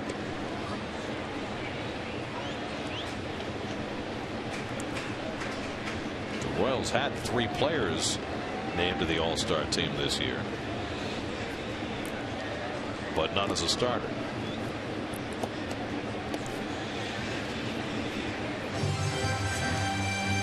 Alex Gordon went to the All-Star game for the first time. Their catcher Salvador Perez went to the All-Star game, and so did their closer Greg Holland. 0-2 to Brown.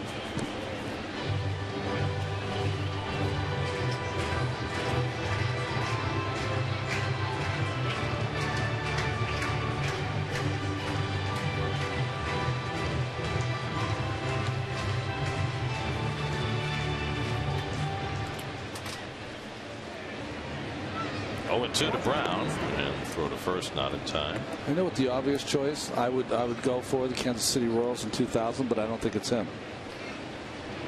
Later trades to the Astros, spent some time here in Citi Field with a big contract. That would have been his second year, Beltran, but it was not him. It isn't him. No.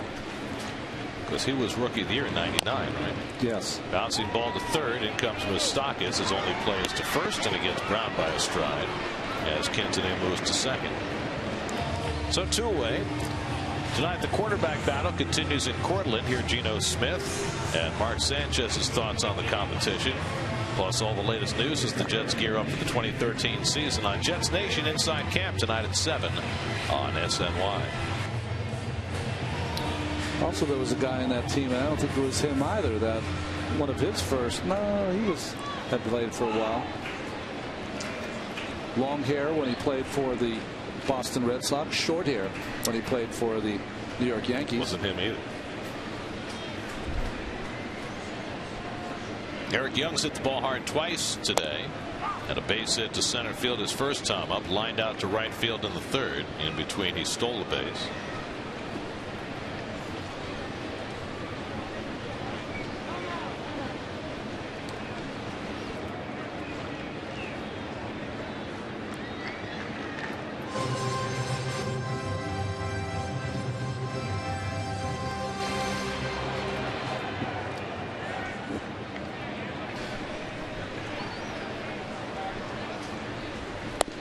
Probably irritating for you folks out there when I kind of talk around who these people are, because I guess I'm giving you more trivia to go along with the trivia. If you're irritated, just you know what, Twitter Kevin, our producer, whatever. If you're irritated, I'll tell you the names.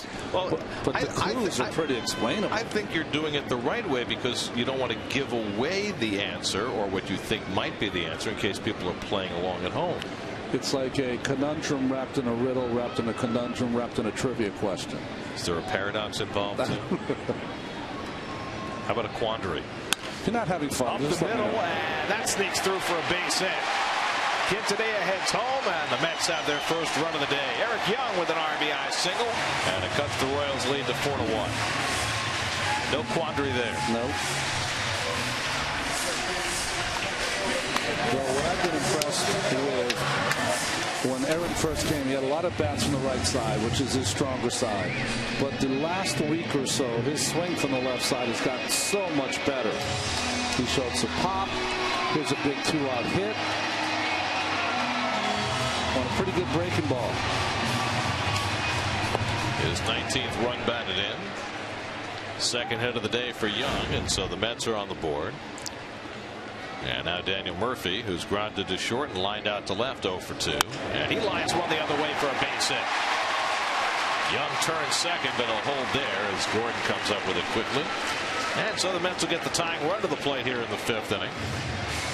Couple of 2-out hits from Young and Murphy to set the table. You know, Murph's a pretty smart hitter. He knows he has that hole. He knows the shortstop is shading towards second base because Young is a threat to steal.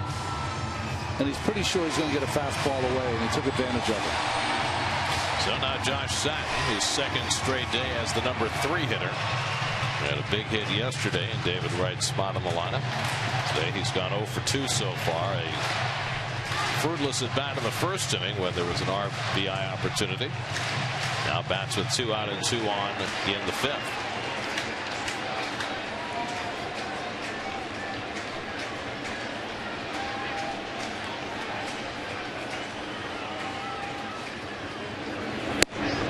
Fastball strike. Much Murph here. See the hole between the shortstop shading to second in case Young runs. And then a fastball away. Not trying to do too much.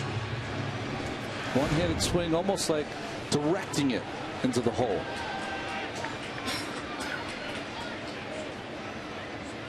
Like a conductor with his baton. There you go. Satin down the right field line over toward the sidewalk. Kane, foul ball and a nice catch. He didn't have any problem with the sun.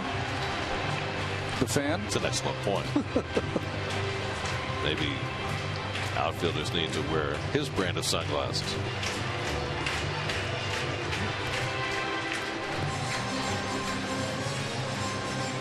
I think it was the trajectory.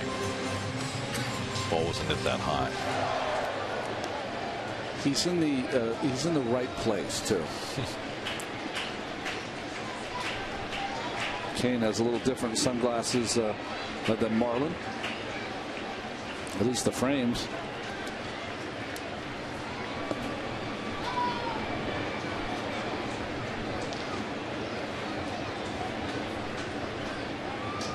Satin in an 0-2 hole. And he lays off the slider, which struck him out back in the first inning when he had his first RBI chance.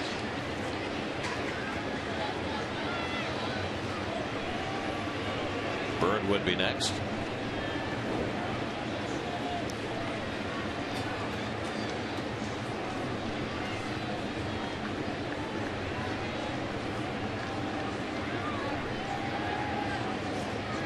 One-two from Santana. And again he lays off the slider. 2-2.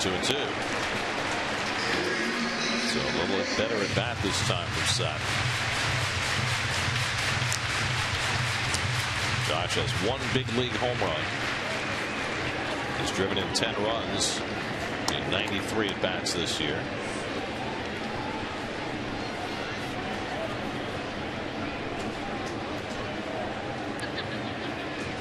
Two out, 2 on, 2-2 to Satin. Ball 3. And Santana got ahead 0-2, threw him 3 sliders in a row, and now it's a full count. So Young and Murphy will both be in motion.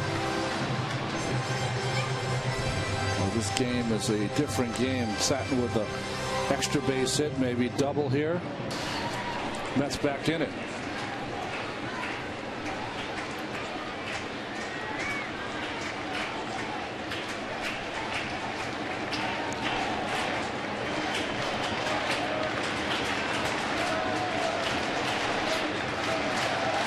This will be the 27th pitch of the inning for Santana.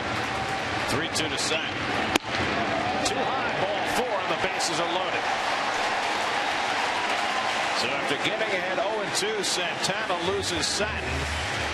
And now Marlon Byrd, after the roughest of top of the fifths, tries to turn the tables in the bottom of the 5th. Well, Dave Island, the pitching coach for the Kansas City Royals, is going to go out to talk to his veteran hurler Santana. I think I said this last week when we were on the road trip, Gary. Beware of the hitter who comes up after he's had a bad inning defensively.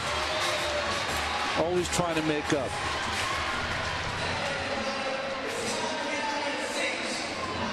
The Royals bullpen is quiet.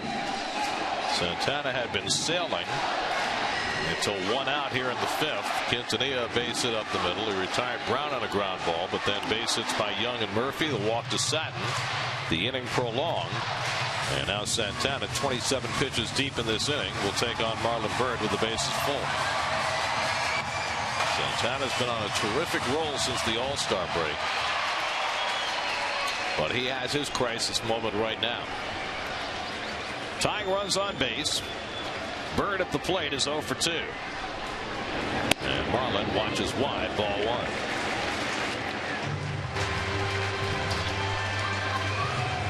Seven career grand slams for Byrd, including one this year in San Francisco.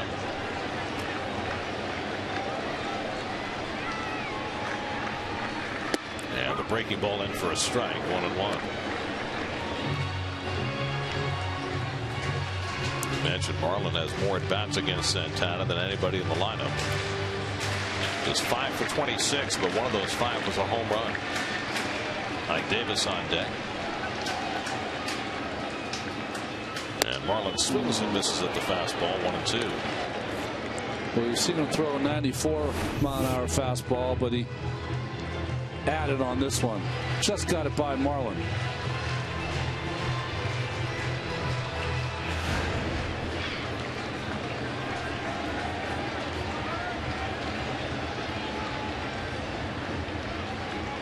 Now the 1-2.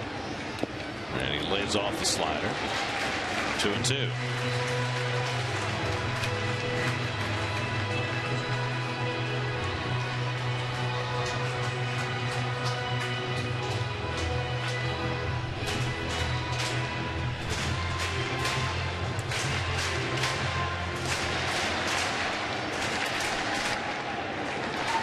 Bases loaded, 2 out, 2-2 to Marlon Byrd. And he fouled back the fastball.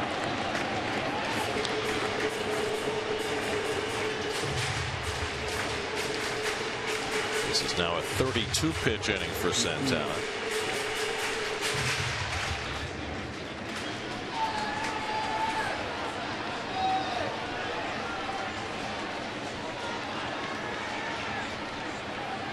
Again, the 2-2. And again, fouled off. And caught a piece of Kataris off the mask. Another good fastball, just enough away. Oh, no, that's kind of middle. Take that back. Marlin is a good down fastball hitter. Real good in the strike zone breaking ball hitter.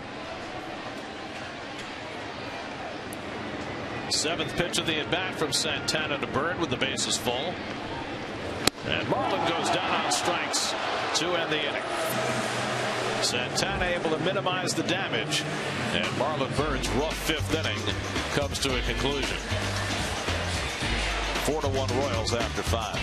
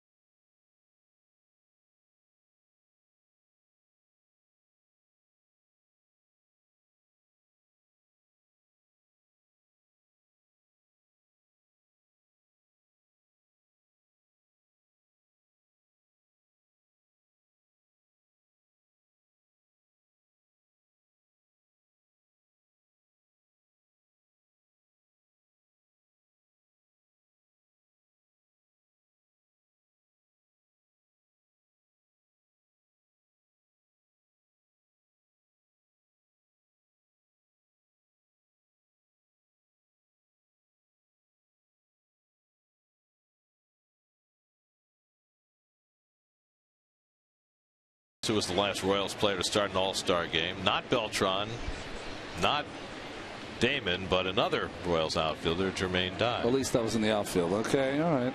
Dye that year had his career season. He had 321, 33 homers, 118 RBIs. Gonzalez Hermen on to pitch in the 6th inning, and Gerard Dyson takes a strike. Hermen has been awfully good. When you think about his last 5 outings, the only bad one he had was that outing in Washington where everyone got touched up in that 14-1 game. Worked the 7th inning yesterday, a 1-2-3 inning. Dyson pulls one down the right field line, and he's got himself an extra base hit. Dyson, who can fly, will stop at second base.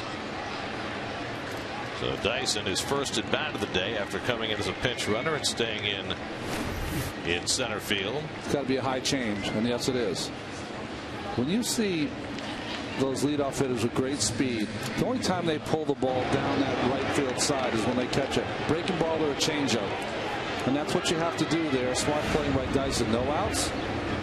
Stop at second. You can always steal third as fast as he is.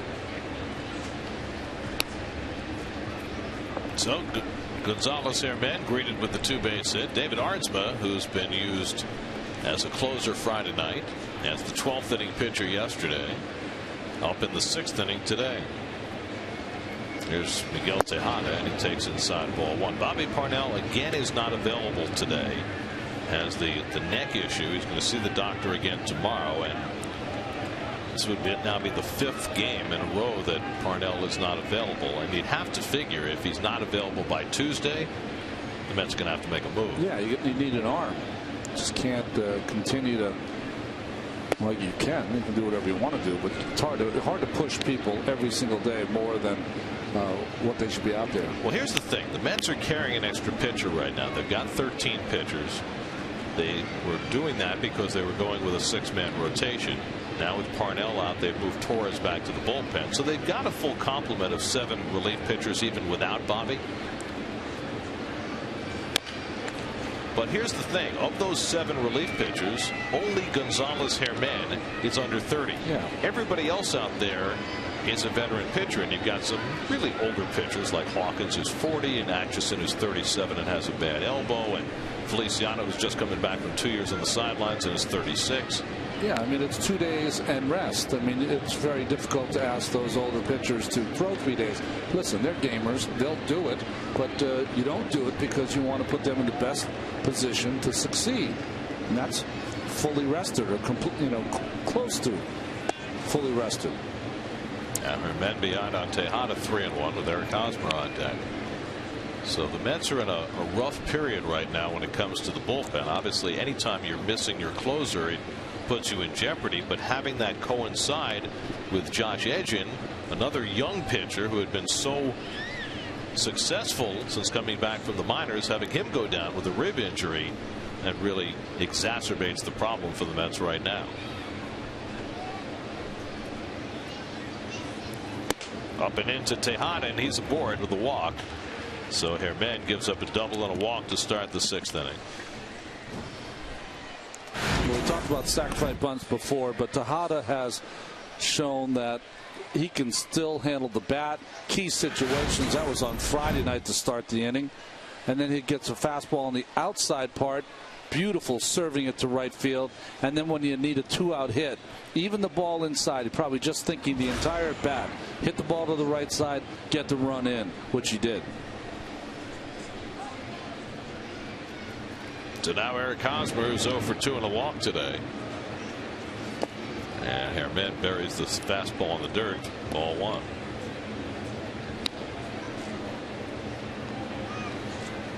Well, yesterday we mentioned the Mets did walk a batter in 12 innings. Today, 6 walks in 5 innings plus. Wheeler walked 5, 2 of those intentional in his 5 innings. Wheeler also struck out 5, allowed 4 runs, 3 of them earned on 5 hits. And Hosmer pulls one into right field for a base hit. Dyson being waved around third. Bird's throw goes to third base. It's an RBI single for Eric Hosmer, and the Royals extend their lead to 5-1.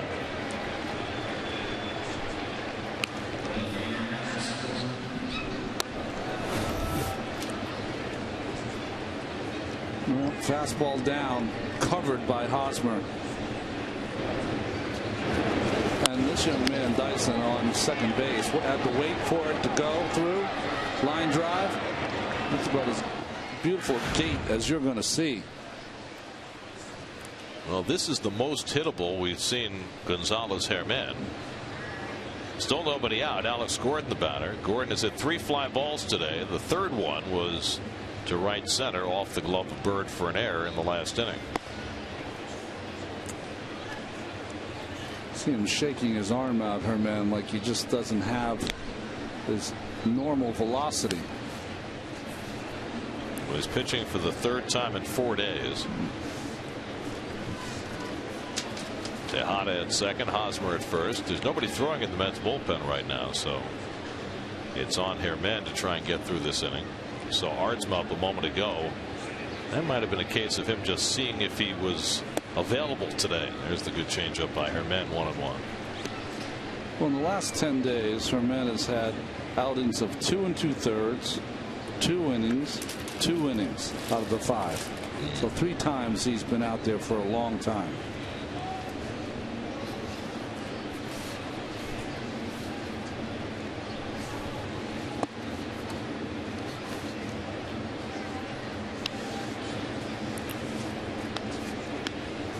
Get the combination of extra inning games and starts that don't go beyond 5 innings. It's a bad combination for your bullpen. Here's a 2-1, and Gordon hits one toward the middle of the diamond. That's through for a base hit. Tejada being waved home. The throw goes to third from Lagares. Sutton puts on the tag, and Hosmer's out at third. Gordon with an RBI single makes it 6-1 Kansas City, but Lagares picks up his 9th outfield assist as he guns down Hosmer at third. Well, Lagares has shown he has the ability. Well, first let's look at the hit. Another changeup down, just hit right back up through the box by Gordon. And Lagares has the ability. He was going home originally, but then saw Hosmer was in his sights and threw a strike. Watch Hosmer looking at his coach, and he's just in between, and that's what happens when you're in between. You go sit down. Well, it's going to get to a point where teams are just not going to run on Lagares anymore. Grounded foul off the bat of Lorenzo Cain. 9 outfield assists. That's only 2 off the National League lead for a guy who's played about half the time.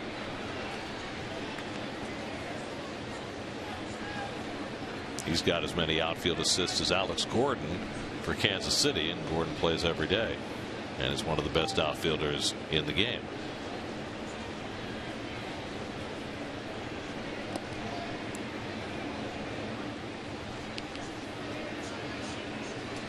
Gordon, I think, had 17 assists last year.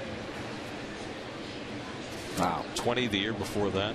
It's like, well, he was there at the beginning of the year. He's like Frenchie. Well, they had Francoeur in right field, and they had Gordon in left field. Think about those 2 arms.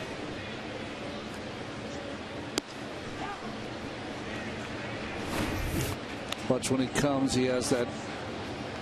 Oh, that's the one. Oh, boy. Stumbled a little bit to pick it up. Maybe that's why Hosmer went. The ball ran up the arm. That makes sense. What a great recovery.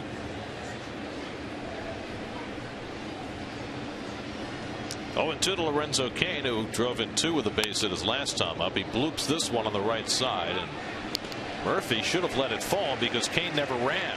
It looked like Murphy was considering it, and I think now he wishes he had let it drop because Lorenzo Cain never left the batter's box. I don't know. The way things are going today, just catch it. Having a hard enough time, but you're right. You know, we've seen a lot of this. I mean, you gotta run. I don't get it. I mean, it's not an infield fly. It's just a runner at first base, and if Murph lets it drop, it's the easiest of double plays. Honestly, don't get it. You know, that's I don't know. It's got to be. It's allowable by today's organization, so that's how it goes. Here's Moustakas. If you want to allow it to happen, if you don't want to take care of it, and the best way to take care of it, like we might have seen earlier in the game, is use the lineup card and embarrass the players that embarrass you. Well, let's see. I mean, if Ned Yost pulled low for that reason earlier in the game, which we think he might have, maybe he'll do it again. But now you're running out of players. Well, he's got Justin Maxwell he can put in the game. He's a good outfielder. And I know that you hear the same from players all the time. Well, you know, my bad. Well, it doesn't work anymore. It doesn't work to me. It can't happen. Hit the ball, run. It's not that hard. Bad is My bat is tired. So tired of hearing that.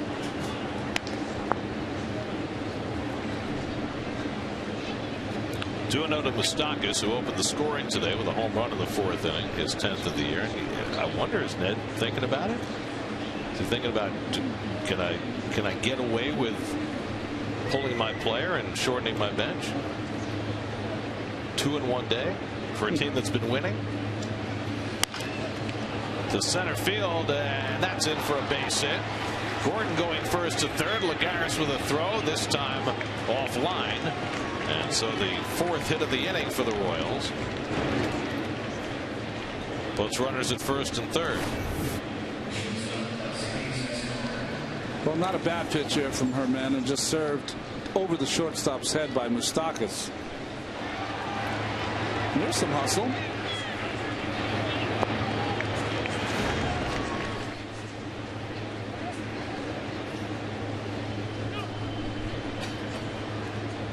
Now Alcides Escobar, who's 1 for 3 today, signaled to Wright back in the 4th.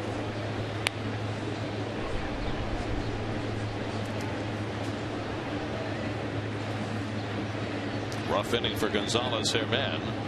He's given up 2 runs on 4 hits. Could have been worse, but for Lagares throwing out Hosmer at third. And a fly ball to center. And Lagares back. Side retired. But the Royals put together 4 hits to bunch 2 more runs. Gerard Dyson showing off his wheels.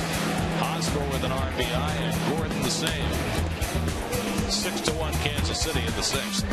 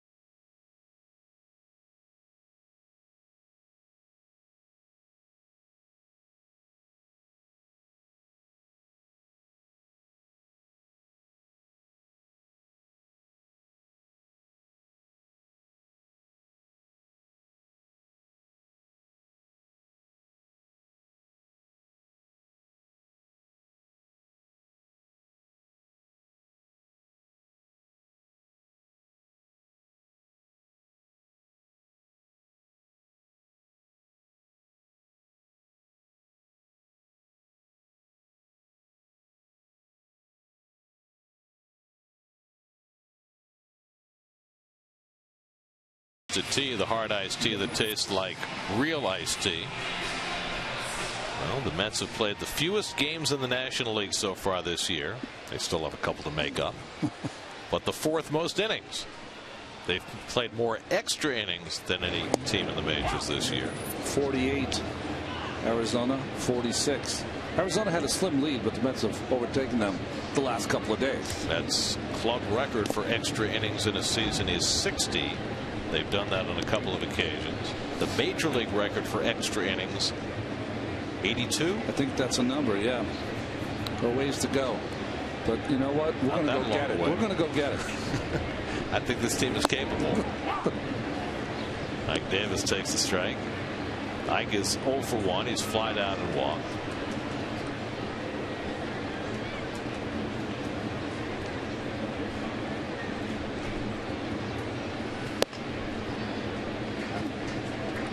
It'll be Davis, then Juan Lagares and John Buck.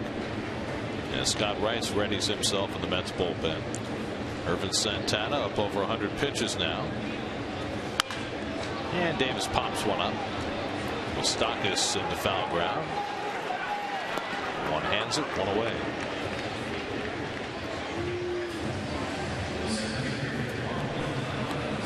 So 1 out and nobody on. Juan Lagares coming up.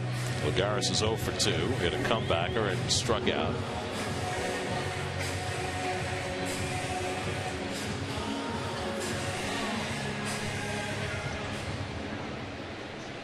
It's like the Cardinals and Reds are exchanging blowouts in their series this weekend. St. Louis won 13-3 on Friday. The Reds won 8-3 last night. Today the Cardinals are up 10-2 in the 8th. Wow. St. Louis a game and a half behind Pittsburgh for the Central lead. Pirates are up 2-0 on Colorado in the 5th.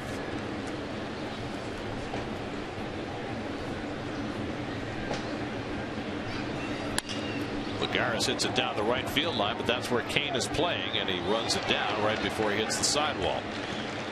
Caught in fair territory for the second out. And Kane's presence in right field tells us that Ned Yost decided to leave him in despite not running out his pop-up. It's going to be fascinating to hear what Ned has to say after the game. First about Lowe and pulling him out, and then, well, if he pulled Lowe, why didn't he pull Kane? And if he hadn't pulled Lowe, would he have pulled Kane? It was a matter of having enough players. Sounds like we're in a Steinbeck novel at some point. John Buck takes inside. Well, sometimes it's a mixed message. Well, Ned had some, Ned's kind of hardcore. He's old school. He had some scuffles in Milwaukee. You remember Power and Fielder, Manny Power, the pitcher, and Prince Fielder got on it. And I know that he went down in the tunnel with one of the players once. So he's not afraid to voice his opinion, which is to be refreshing. Well, he was schooled by Bobby Cox, who was coach under Bobby in Atlanta, and Bobby was known during his managerial days. Remember Andrew Jones, low finger early in his career, and Cox pulled him out of games on more than one occasion.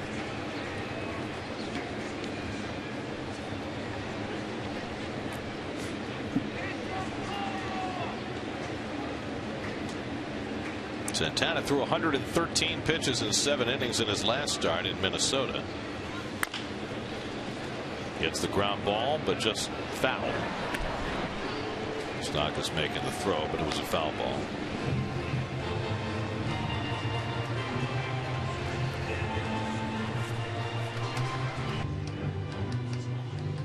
Those 113 pitches in that last start were the season high for Santana. So he's up over 110 again, and so they get Tim Collins, tiny, up in the Kansas City bullpen.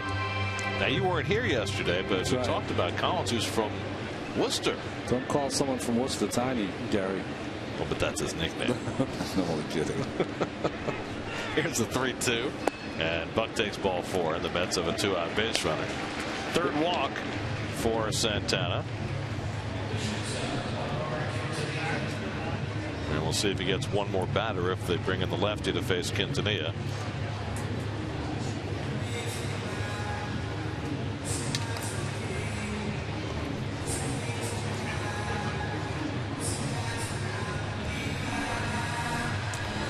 And here comes Ned Yost, and so it looks like Santana's day is over after 111 pitches. Got himself out of a big jam in the 5th inning, striking out Bird with the bases loaded. Royals got him 2 more runs in the top of the 6th, and now he'll take his exit with a 5-run lead. If indeed Yost takes the baseball, we'll see. He says, I'm good. Oh, nice. And he'll stay in and get his one more batter. I didn't think that was allowed to happen. That's still in the game? You said Ned was old school. Still in. Very nice. Well, it's nice to see a pitcher stay out there and want to complete the inning. He's up next inning too, so a little National League baseball. If he can get through here, then Yost doesn't have to double switch or all that stuff.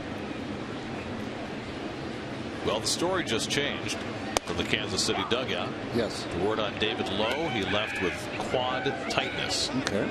Well, so he was not pulled because of his lackadaisical base running. He was pulled because of injury.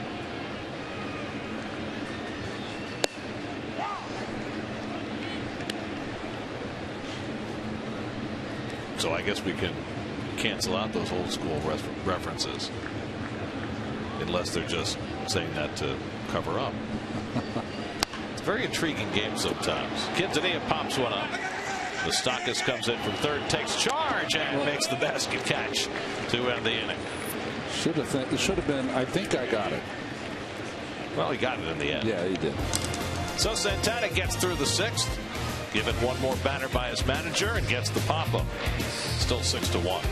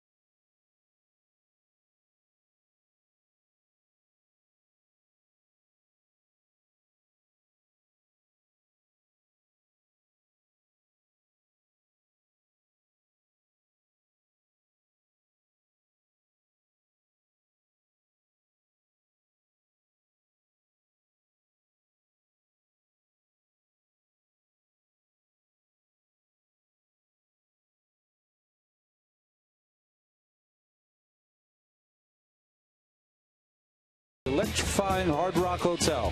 Just go to SNY.TV/Toyota and enter the Toyota Fan Flyaway Sweepstakes for your chance to win. I'm going online right now and getting my entry in. Is that what you were doing? Oh, great.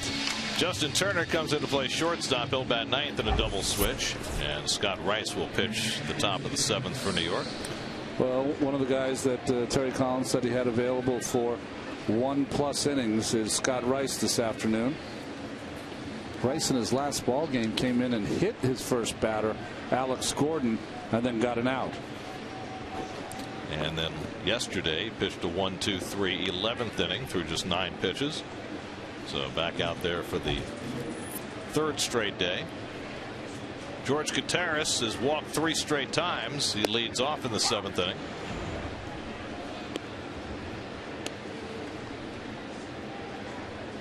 Irvin Santana getting the congratulations, a little hug. Meanwhile, he's out on deck, I guess, to bunt if Gutierrez gets on.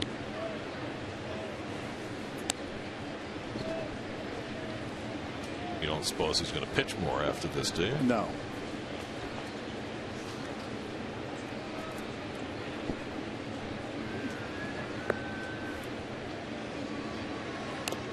And Gutierrez is hit by the pitch. So after walking 3 times, this time he's plunked. So 4 plate appearances. He's yet to have an official at bat, and now Santana can bunt him. Well, you know, this is the anniversary of Mike Baxter, so, you know, crazier things happen. Mike Baxter's 5 walks in San Diego. Oh, that was today. All-time Mets record. By the way, we posed a couple of questions earlier in the broadcast. Yeah. Sometimes it takes a while for our research department to get these things figured out. Bunted past Davis, and the backhand flip by Murphy not in time. It's a base hit for Santana. Lay him down, Ziggy. Well, it's been a crazy game, hasn't it? Crazy and awkward and bad. And this play just kind of lucky by Santana. Really aggressive play by Ike. Kind of a bad bunt. Nowhere's land. And Murph, we usually get the deke. Now we get the backhand. Well, remember when he was playing first base a couple of years ago? We saw him make that play. Yeah, one of the greatest ever. That was a little further away. So 2 on for Gerard Dyson, who doubled and scored in his only at bat in the 6th. And in keeping with our conversation from a few weeks ago, 5-run lead in the 7th. Is he allowed to bunt? Yes, he's allowed to bunt. Ronnie says you're allowed to bunt, Gerard. That's okay. I'm not saying that I'm saying it. I think that a 5-run lead is not enough. Get the bunt down and. Well, what was it when we raised it in conversation? It was like an 8-run lead in the 3rd, something like that. But it was against Philadelphia, and it was just it was a kind of a different experience because the game was. I think Hefner started the game. It was a blowout that was going to get worse. You could just sense it. This is not. Mets were in it. Marlon Byrd up with the bases loaded 2 innings ago. 0-2 to Dyson. Anyway, so the questions we posed earlier, the first question was, when was the last time the Mets had more home runs than the Yankees? Because they're 6 ahead this year. Okay. The answer is 1995. Mets had 3 more home runs than the Yankees. The other question was, when was the last time a Met pitcher stole a base? Oliver Perez, 2008. That's the last time a Met pitcher stole a base. Wow, 5 years ago. Jeez. So now we're up to date, at least on those topics. Here's the 1-2, and Dyson tried to lay off and did. We'll try not to raise any more. The answers won't come till Tuesday. So.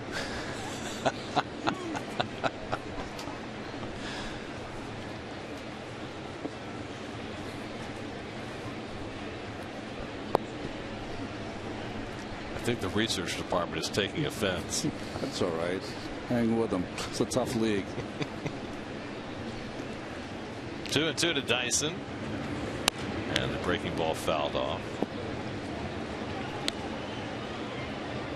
He's got a whole staff with him. You know, he's got his computer. He's got Google. He's got Wikipedia. He's got Elias. He's got DeMarsico in the truck. DeMarsico in the truck. He's got a whole staff.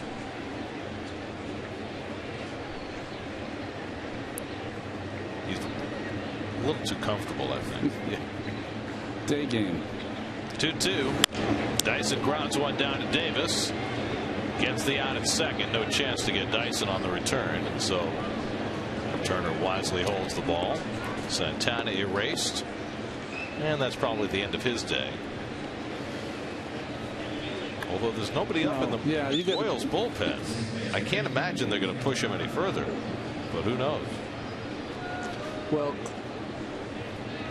the relief pitcher Collins was real close to being warmed up, and probably would only take him a few warm-up pitches to be ready. He's got to be done, because I would say that he's lost his game face personally. Well, he seems awfully happy. He'd be happy with a 6-1 lead too. So 1st and 3rd and 1 out. Now Miguel Tejada hits one off the end of the bat foul. We documented before Tejada hitting that ball to right field, facing the left-handed sinker ball pitcher. Let's see if he tries to do it again. There's Mr. Collins.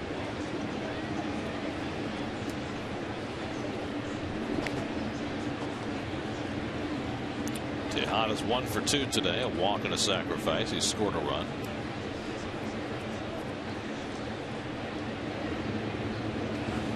Takes outside 1-1. Let's check in with Eamon McEnany. Eamon? Well, Gary, one of the major turning points for the Royals this season was at the end of May when the Hall of Famer George Brett became their interim hitting coach. Obviously, he worked a lot on their mechanics, joking that he was going to be Charlie Lau's ghost. But talking to the players, you'd think he'd made a bigger impact mentally. I had a chance to talk to Eric Hosmer earlier today, and he said just the fact that as we have a pickoff play here, Dyson is out. Davis to Turner, so 2 outs here in the inning with the runner still on third. Talking to Eric Hosmer today, and he said just having George Brett, obviously the Hall of Famer and his stature with this franchise, with the team and in uniform every day, especially at home, created an energy that you had to feed off of. It just made you want to come to the park. But also the attitude. Anyone who remembers seeing George Brett play remembers what a competitor he was. And he instilled in the hitters for the Royals the attitude. I don't care if the pitcher got you the first time or the second time. You have to go up there the third time convinced that you are going to cause some damage. And Hosmer thought that attitude really got drilled in their head and gave them some sense of confidence. And I know Ronnie, I can already hear Ronnie saying, hey, the pitcher's competitive with an attitude as well, but you can't argue with the results, guys. Hosmer, before George Brett, 262 with 1 home run since June 1st, over 310 home runs. Well, I'll say, Eamon, when you pitch against George Brett, you were a little less competitive than he was. He just was. There's certain hitters that you face over the course of your career that don't have any holes, and George was one of those hitters. He could hit for power.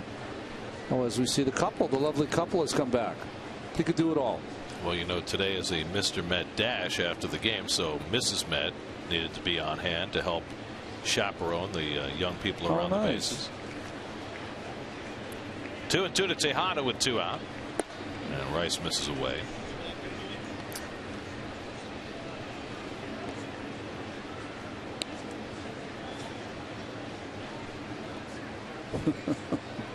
Just found out from the truck that George was 6 for 18 off me, which I find a minor miracle.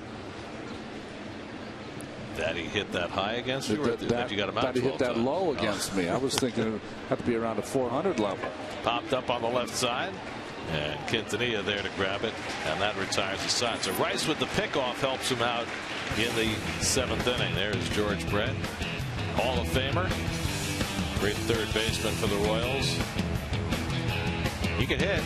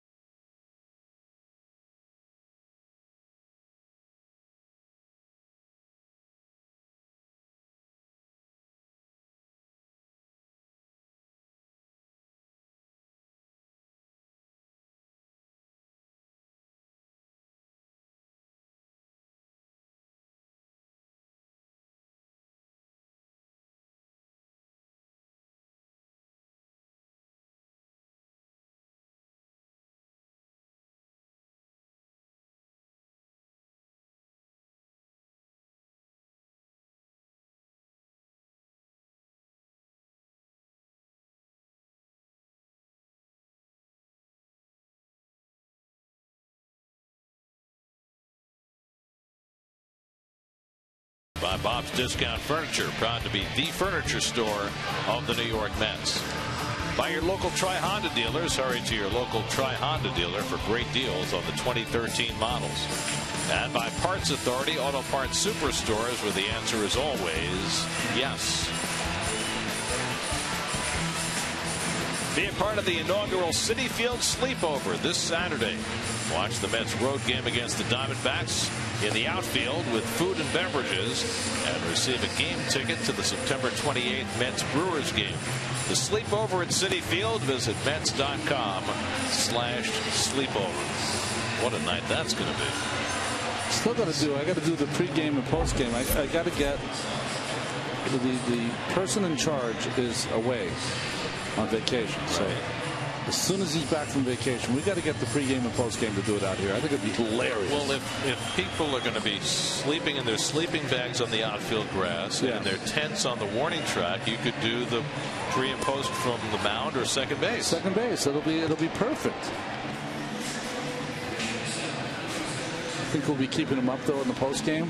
That might be the. Well, it depends. What time's the game? It's Arizona, right? 9:30. Okay, so 9:30, 12. Well, if you're going to have a sleepover, aren't you staying up late? Right, s'mores. Oh, they can't build a fire, bro. Well, I think they're kicking people out at 8 in the morning. Okay. Okay, so you figure it's a 3-hour game, 12:30. You'll be done by 1:15. But that's not bad. Of course, if the game goes 15 innings. Well, we are racing Arizona for the innings mark. That's right. Get there together. Tim Collins on to pitch. Justin Turner leads off the home seventh and takes a strike. Turner came into the double switch last half inning. So Keith has this road trip all to himself, huh? He does. It's going to be a test of his stamina. I'm thinking that we need a nap coach for that trip. Turner lines one to center field, and that's in for a base hit. So on a 0-2 pitch, Turner greets Tim Collins with a leadoff single. Wanted the fastball up. Hits the glove. Never mind, says Turner. So the Mets have their 6th hit of the afternoon, and Eric Young, who has 2 of those 6, will come up with a man on. Young drove in the only Met run with a base hit to center in the 5th as Carlos Torres gets up in the bullpen. Young got the base hit. The Mets then loaded the bases and got the tying runs on base, down 4-1 at the time, but Bird struck out with the bases loaded. The Royals added 2 in the 6th, and now the Mets' task is larger. And a fastball away to Young, 1-0.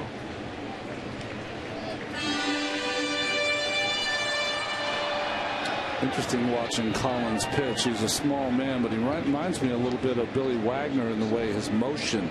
I wonder if he adapted some of that to get all that power that he does. He's 5'7", but he winds up awfully far down the hill by the time he releases the ball for a man that short. Long stride, 92 plus, great breaking ball.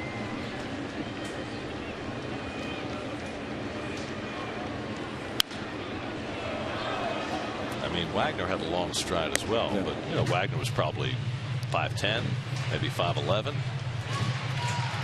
You don't see too many 5'7" pitchers in baseball history. Well, the Mets had one in Daniel Herrera, but a totally different pitcher, a guy that threw a screwball and a breaking ball. But Collins, like the rest of the pitchers in that bullpen, hard thrower. And the breaking ball strikes out Young, 1 down. It's a pretty good curve for a guy who throws over 90. It really is. Straight downer, big curveball. Well, the hardest thrower of all in that bullpen is Kelvin Herrera. We saw him yesterday pitch 3 innings. That doesn't look like Billy Wagner to you? A little bit, doesn't it? Long stride. Gets on top of that breaking ball. So 1 out and 1 on. Now Daniel Murphy, who's 1 for 3. And Murphy takes the curveball for a strike as he was bending back. They're one of the best in the game. You know, you really have to beat a lot of odds because everyone's into size, velocity, how tall you are. What he does is that hits that, see that foot, it's on the ground before he starts to snap that curveball, which really gets his arm in front of him quicker. That's why he has that good curveball. 20-mile-an-hour differential between the fastball and the curve. Tim Collins, Worcester, Mass. Worcester Technical High School. Did you guys play them? We did play them. Yeah, he's Tim Collins with the Royals. If he was Worcester, it's Timmy Collins. But he was great. They were what 95-1 or something like that when he played there. And he was their best pitcher, of course. He was originally signed by the Blue Jays, undrafted free agent, which you can understand. You know, 5'7" pitchers don't often get drafted. But he had some people in his corner, and one of them is with the Mets now, working under Sandy Alderson. Murphy gets under that ball to right field. Very unhappy with himself as Kane puts it away for the second out.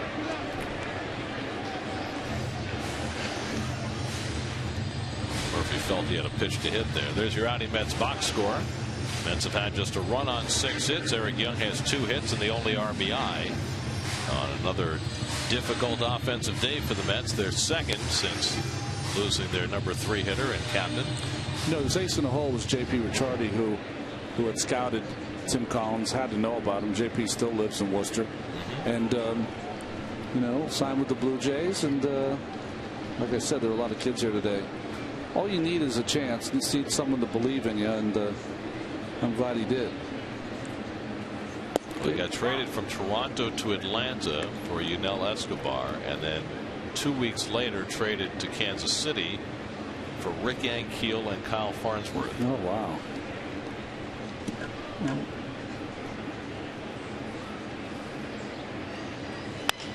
Satin flies one in shallow left, and on comes Alex Gordon. He puts it away and the side retired. Mets get a leadoff hit from Justin Turner, but Tim Collins able to work out of that, showing off his terrific curveball. Whoop.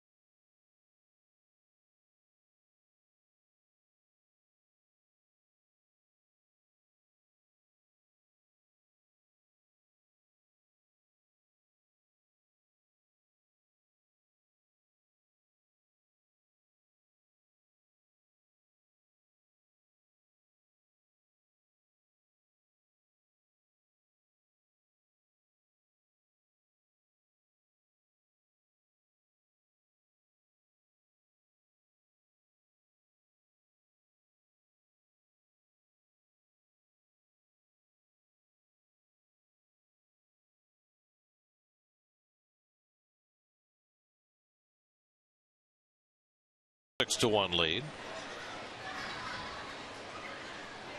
Scott Rice will begin his second inning of relief against the heart of the Kansas City batting order. Rice got himself into and out of trouble in the 7th inning with help of a pickoff of Gerard Dyson.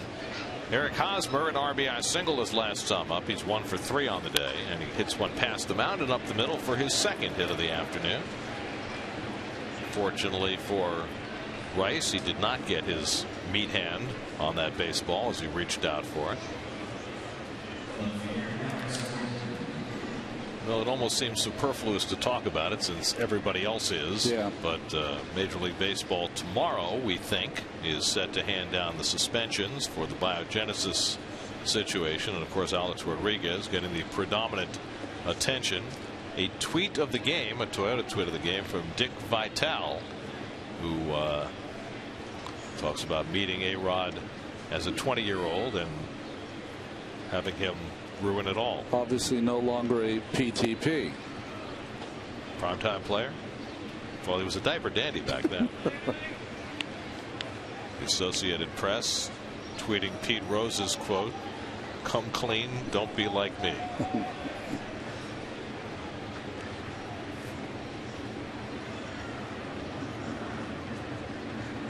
Alex Gordon is 1 for 4 today, and he takes a strike. Well, there's certainly been far too much talk about Alex Rodriguez. Major League Baseball clearly is going to hand down a very serious suspension, and it does not appear as though A-Rod's taking a deal. Hit to left center field. Lagares back in the gap and makes it look easy again. Gordon retired. Hosmer back to first. 1 long out. Well, I mean, the talk has been back and forth. The news that makes it somewhat interesting is that there has been back and forth reaching out by the Players Association on Alex's behalf, and Major League Baseball just didn't want to have any more conversations. Well, at some point, you know, Alex keeps on talking and puts himself in a worse and worse position. Yeah. So we'll see what happens tomorrow. I'm sure it won't be the end of it. Pitching change for the Mets. Carlos Torres will come in to pitch to Lorenzo Cain. 6-1 Kansas City. Verizon called to the bullpen. We'll be right back.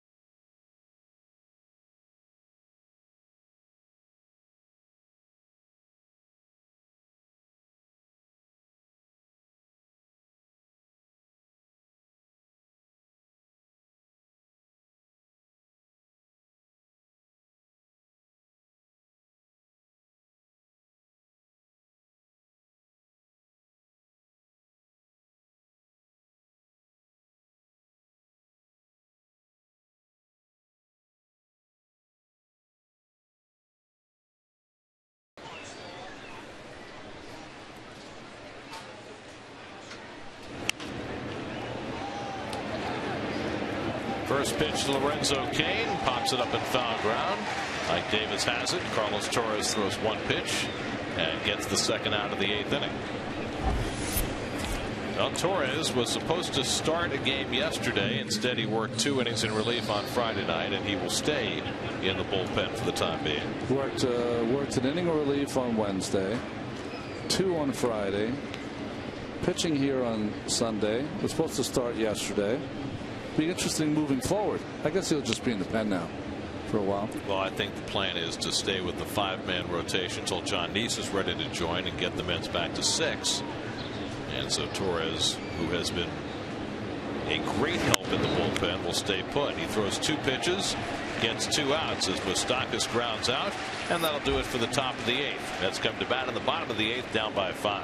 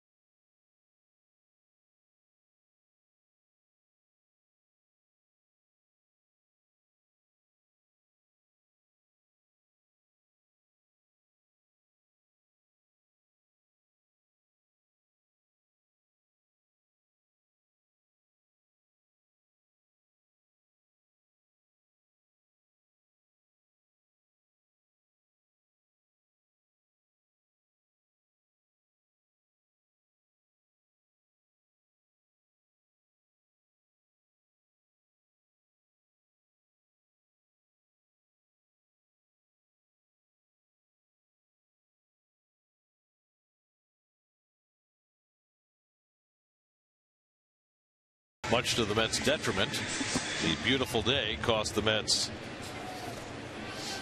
a couple of runs in the 5th inning because of the sun. Marlon Byrd was the victim of that sun, and he leads off in the home 8th inning. Marlon also had a key at bat in the 5th inning, bases loaded, 2 out, and Irvin Santana struck him out. So it's been a rough day at the office for Marlon. Tim Collins working his 2nd inning in relief, and the changeup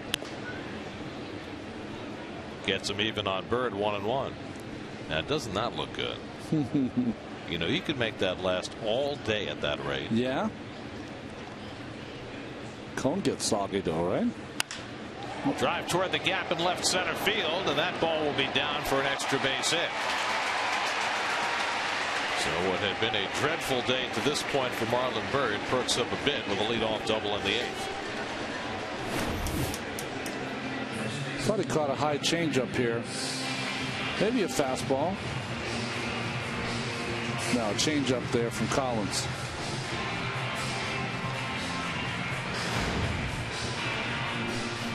Well, Collins gave up a leadoff hit to Turner in the 7th, retired the next 3. Now he gives up a leadoff double to Byrd in the 8th. And Ike Davis, the batter. Lewis Coleman up in the Kansas City bullpen.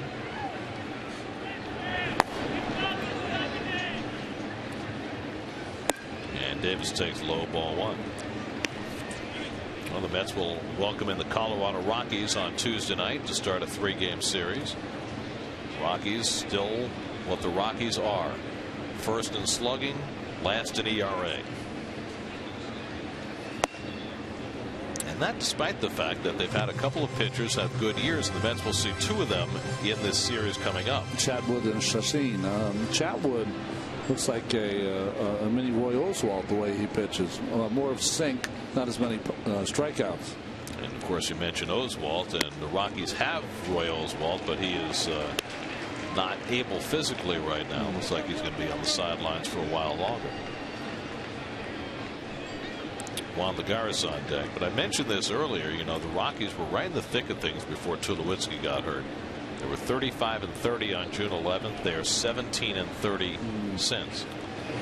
Here's ball 4, and Davis is on base for the second time. So the Mets have 2 aboard here in the 8th as they try and fight uphill. And Yost ready to make a pitching change with the right-hand hitters coming up.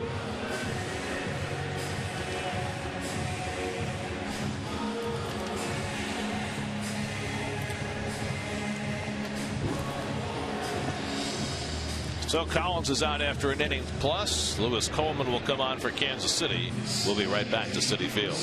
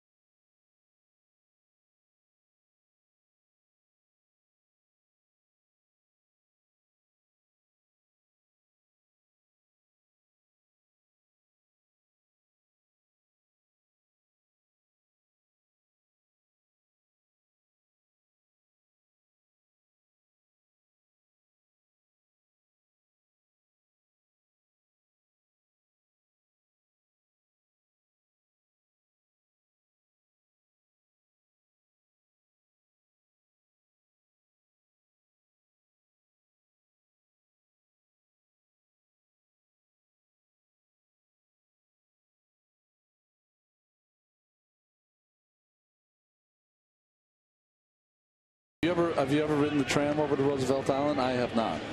I never have. I have not either. Not sure I've ever been on Roosevelt Island. Here's Juan Lagares with 2 men on, and takes outside from Lewis Coleman. We saw him on Friday night. He was nasty against the right-handed hitters. 6 up and 6 down for Coleman in that game Friday night. He worked the 7th and 8th inning and struck out 3. Lagares 0 for 3 today. 2 for 13 in this series, and takes a fastball strike. 1-1. John Buck on deck, pitcher spot behind him. Mets trying to fight their way back here in the 8th inning with 2 men on.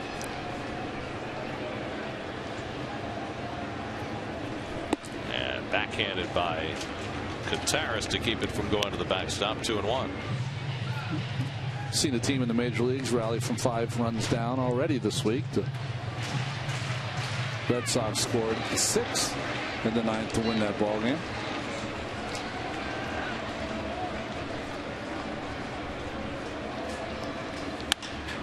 Out to right field, chasing Kane back to the warning track, gets turned around, finds it, and makes the catch. Tagging at second is Bird. He'll move to third. That was quite a play by Lorenzo Kane. Going back, getting turned around, and at the last moment reaching out with that glove to grab it. Well, what was amazing about this catch, Juan Lagares puts a sock into this one, but once he got turned around, the ball worked its way towards the foul pole. So when he turned around, he had to use some quick judgment to get over there and make that play. Sun has changed because that was not a factor. More the wind than the sun, I think. Frustration from the young Lagares. So 1 out, runners at the corners for John Buck, who's 0 for 2 and a walk today. Mike Baxter is out on deck to be a pinch hitter with the pitcher's spot due up next.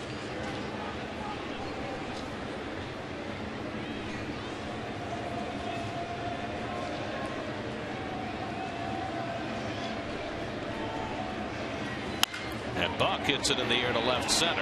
Angling in is Gordon. And he does, and he can't make the catch. In to score is Bird. And it's 6-2. Well, Dyson and Gordon both slicing in. Gordon making the dive, but it dies on the grass. A base hit for Buck, drives in a run. Wind kind of knocked this one down. Really should have been maybe Dyson's play there. But Gordon had a long way to go and didn't get there.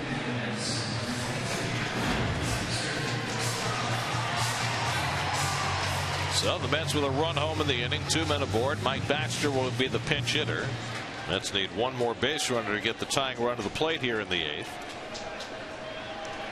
Baxter returned to the Mets yesterday, had a pinch hitting appearance and flied out to right. It's the first pitch foul. Baxter replaced David Wright on the active roster after spending the last 2 months playing in the minor leagues. Justin Turner, batting 9th in the order, is on deck. The run in this inning is charged to Tim Collins. He's still responsible for Davis at second. And a fastball is wide to Baxter, 1-1. The Mets, who've been going with an extra pitcher and a 4-man bench, now have just one player left on that bench, and that's the backup catcher, Anthony Recker.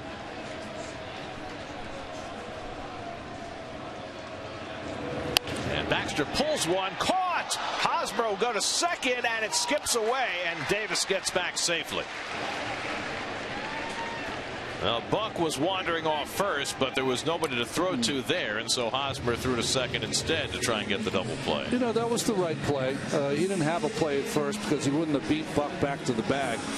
One playing on the line, he makes the ball was not hit that hard by Baxter. Playing the line, easy play. Well, I think that because his momentum was carrying him into foul territory, it would have been hard to switch directions and get back to first. Oh, and he made a fine throw. Escobar just dropped it. So the inning remains alive for Turner, who came up as a pitch, came in a double switch in the 7th and on a base hit in his only at bat. And he takes a slider for a strike.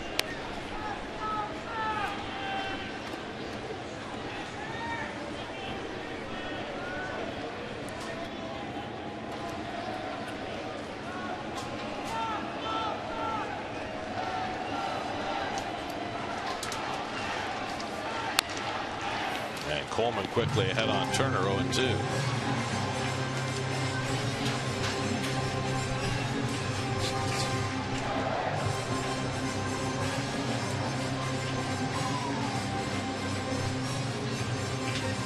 Lewis Coleman, who pitched his college baseball at LSU.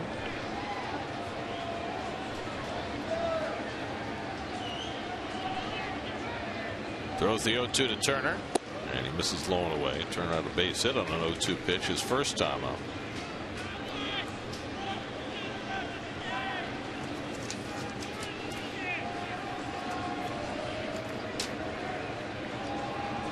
Davis and Buck, the base runners, with 2 out. Now the breaking ball hits sharply. 1 hop, nicely fielded by Tejada, and he gets Turner to retire the side. Mets settle for 1 run in the 8th inning, and the Royals take a 6-2 lead to the 9th.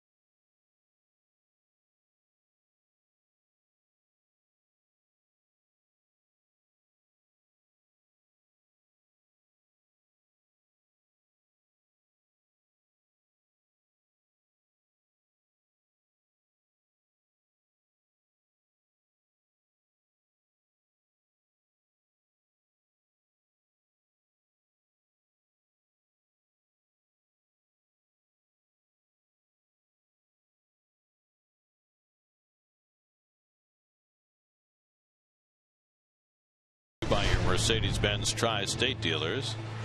Visit them on the web, why don't you? At searchmercedes.com.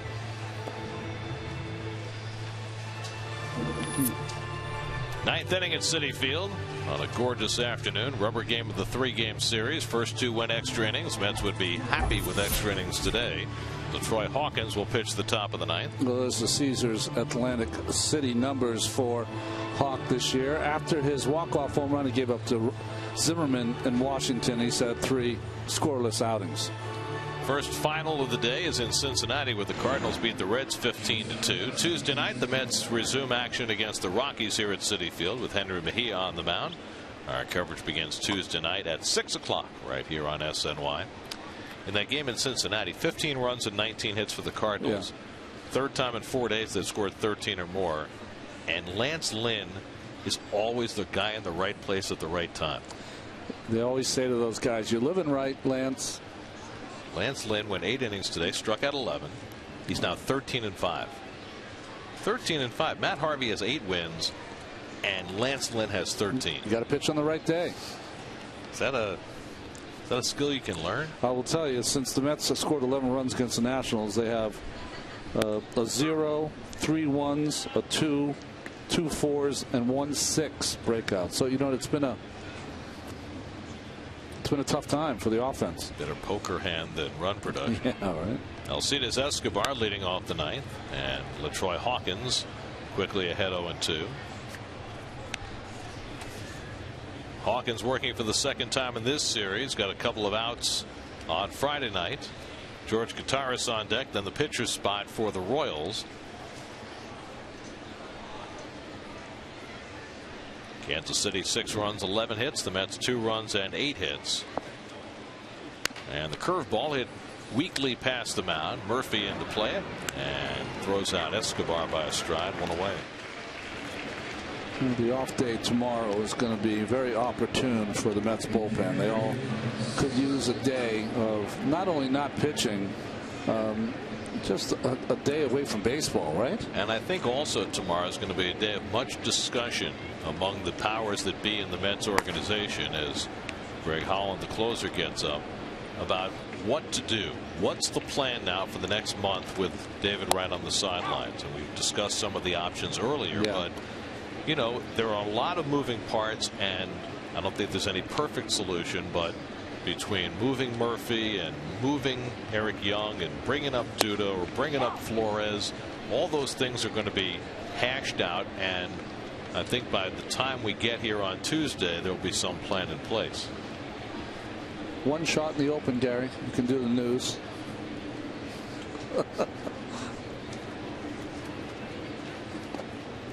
Here's the thing, that open Tuesday night, it's supposed to be kind of cool. We might be wearing suits and ties. Fine with me. Got everything dry cleaned, ready to go. I haven't worn a suit in a month. Billy Butler on deck to be a pinch hitter.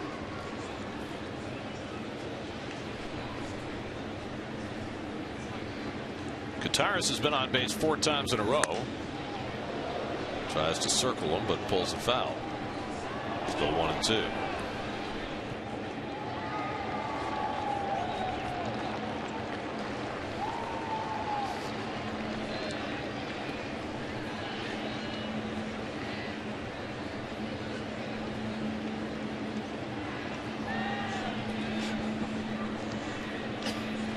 Hawkins, the 5th Met pitcher of the afternoon. Zach Wheeler went the first 5, gave up 4 runs, 3 of them earned on 5 hits. Here's a good off-speed pitch by Hawkins to strike out Gutierrez for the second out. So 2 out and nobody on, and now the Royals slugger Billy Butler will come up to pinch hit.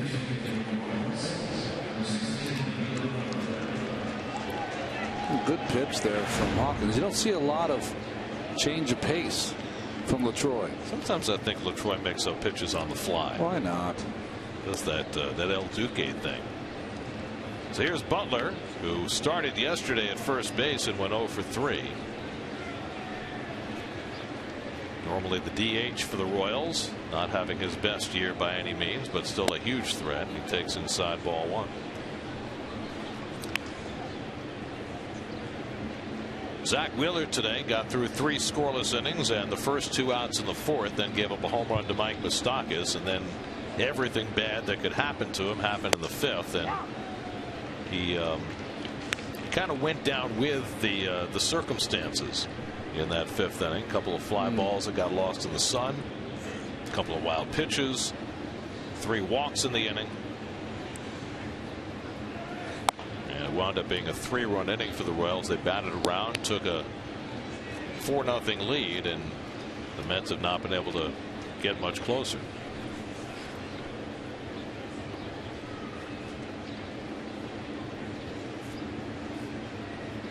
Quick pitch by Hawkins, and Butler bounces it foul.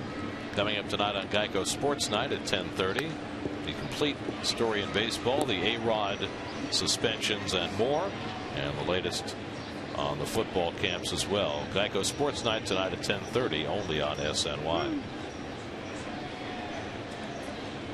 You know, I was looking at today in baseball, and with the suspensions looming, 6 years ago today, Rodriguez hit his 500th home run. 3 years ago today, he hit his 600th. And today or tomorrow, there'll be a different kind of anniversary. Lagares runs down the drive by Butler. Hawkins pitches a 1-2-3 inning.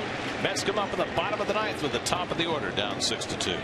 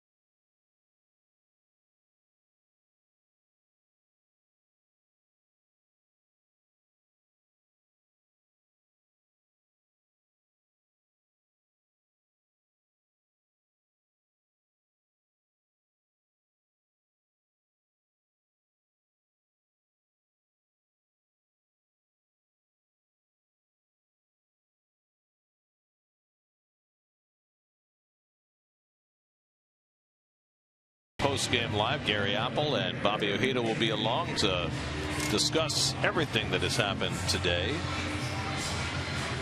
Mets trailing 6-2 as we go to the bottom of the 9th.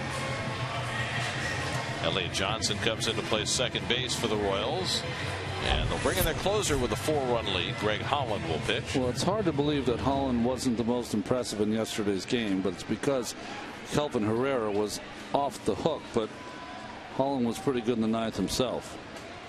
He pitched a 1-2-3 inning, struck out a pair to get his 29th save of the year. Eric Young leads off and takes a fastball for a strike. Today actually ends a streak for Holland. He had earned a save in each of his last 13 appearances, coming in a non-save situation today. That was the longest streak of consecutive games with a save for a major league pitcher this year.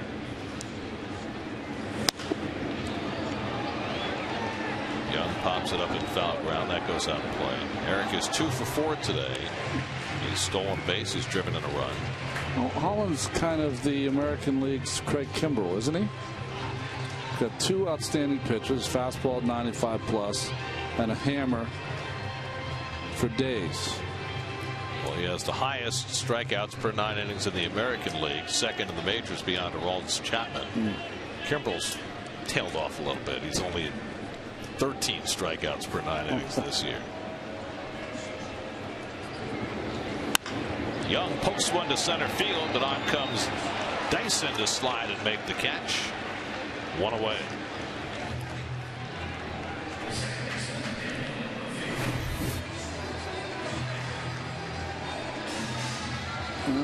Slid there to just cushion the blow, but great speed and great read by Mr. Dyson.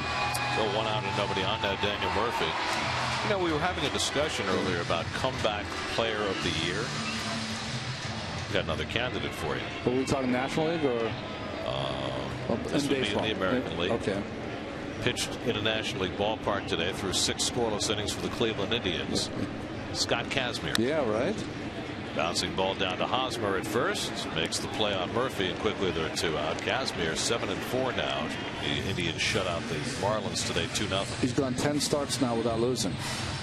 I mean, his career was over. Yep. Absolutely over. And like a lot of things in Cleveland that have gone right this year, Kazmir has been terrific. The Indians now won 10 of 11. So the Mets are down to their final out of this afternoon. Josh Satin, the batter. He's 0 for 3 and a walk today. The Royals 6 runs, 11 hits. The Mets 2 runs and 8 hits.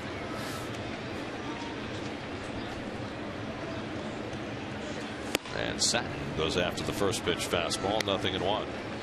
Irvin Santana went the first 6 for Kansas City. A lot of run on 5 hits. Stayed in for 114 pitches, a season high. And is on the verge of his 8th win of the year.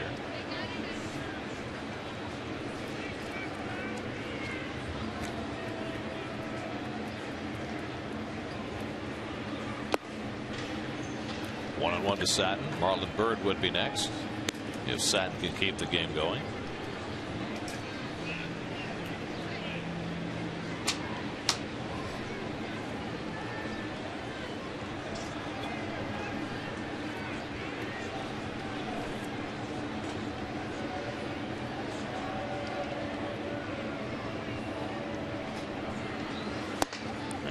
Fires that fastball inside. It says 94 on the gun. It sure looks harder than that. Well, it's the way he falls off. He kind of clears that front shoulder so he can get on top of the ball. So I think it's, he's throwing from straight overhand, which you don't see a lot, and that breaking ball comes out of the same spot. So the deception is pick your poison. Which one's coming?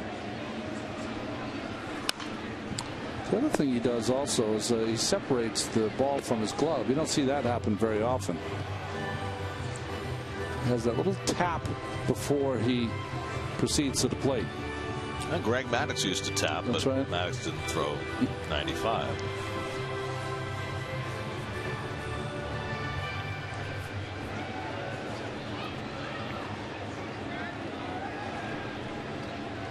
Two out and nobody on. 2-2 to Josh Satin.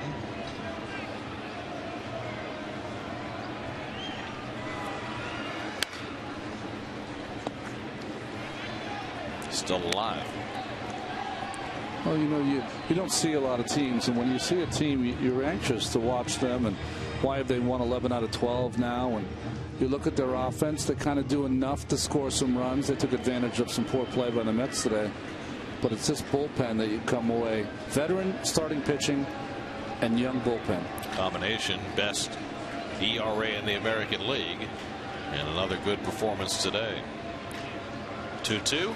And Satin takes up and away 3-2. Now the Mets facing the best pitching staff in the American League. Their next series will be against the worst pitching staff in the National League, and we'll see whether they can fare better as they try and make up for the loss of their best hitter. Maybe their manager Walt Weiss needed some home cooking. Suffering, New York. That's from where Walt's from. 3-2 to Satin with 2 down. And Josh takes strike 3 called, and the ball game is over. So the Mets are out 1-2-3 before Holland in the 9th. 6 good innings for Irvin Santana, a home run for Mike Moustakas. Big problems with the sun for the Mets. and it all adds up to a Royals 6-2 win as they take the series 2-1. Well, impressive a series by the Kansas City Royals. The Mets offense is struggling right now, and Zach Wheeler coming into this game coming off the best start he's had, and this one was more difficult. Wheeler went 5 today, allowed 3 earned runs, as Marlon Byrd allowed 2 balls to fall in right field because of problems with the sun, and that wound up costing the Mets as the Royals win it 6-2. We'll come back with more from Citi Field in just a moment.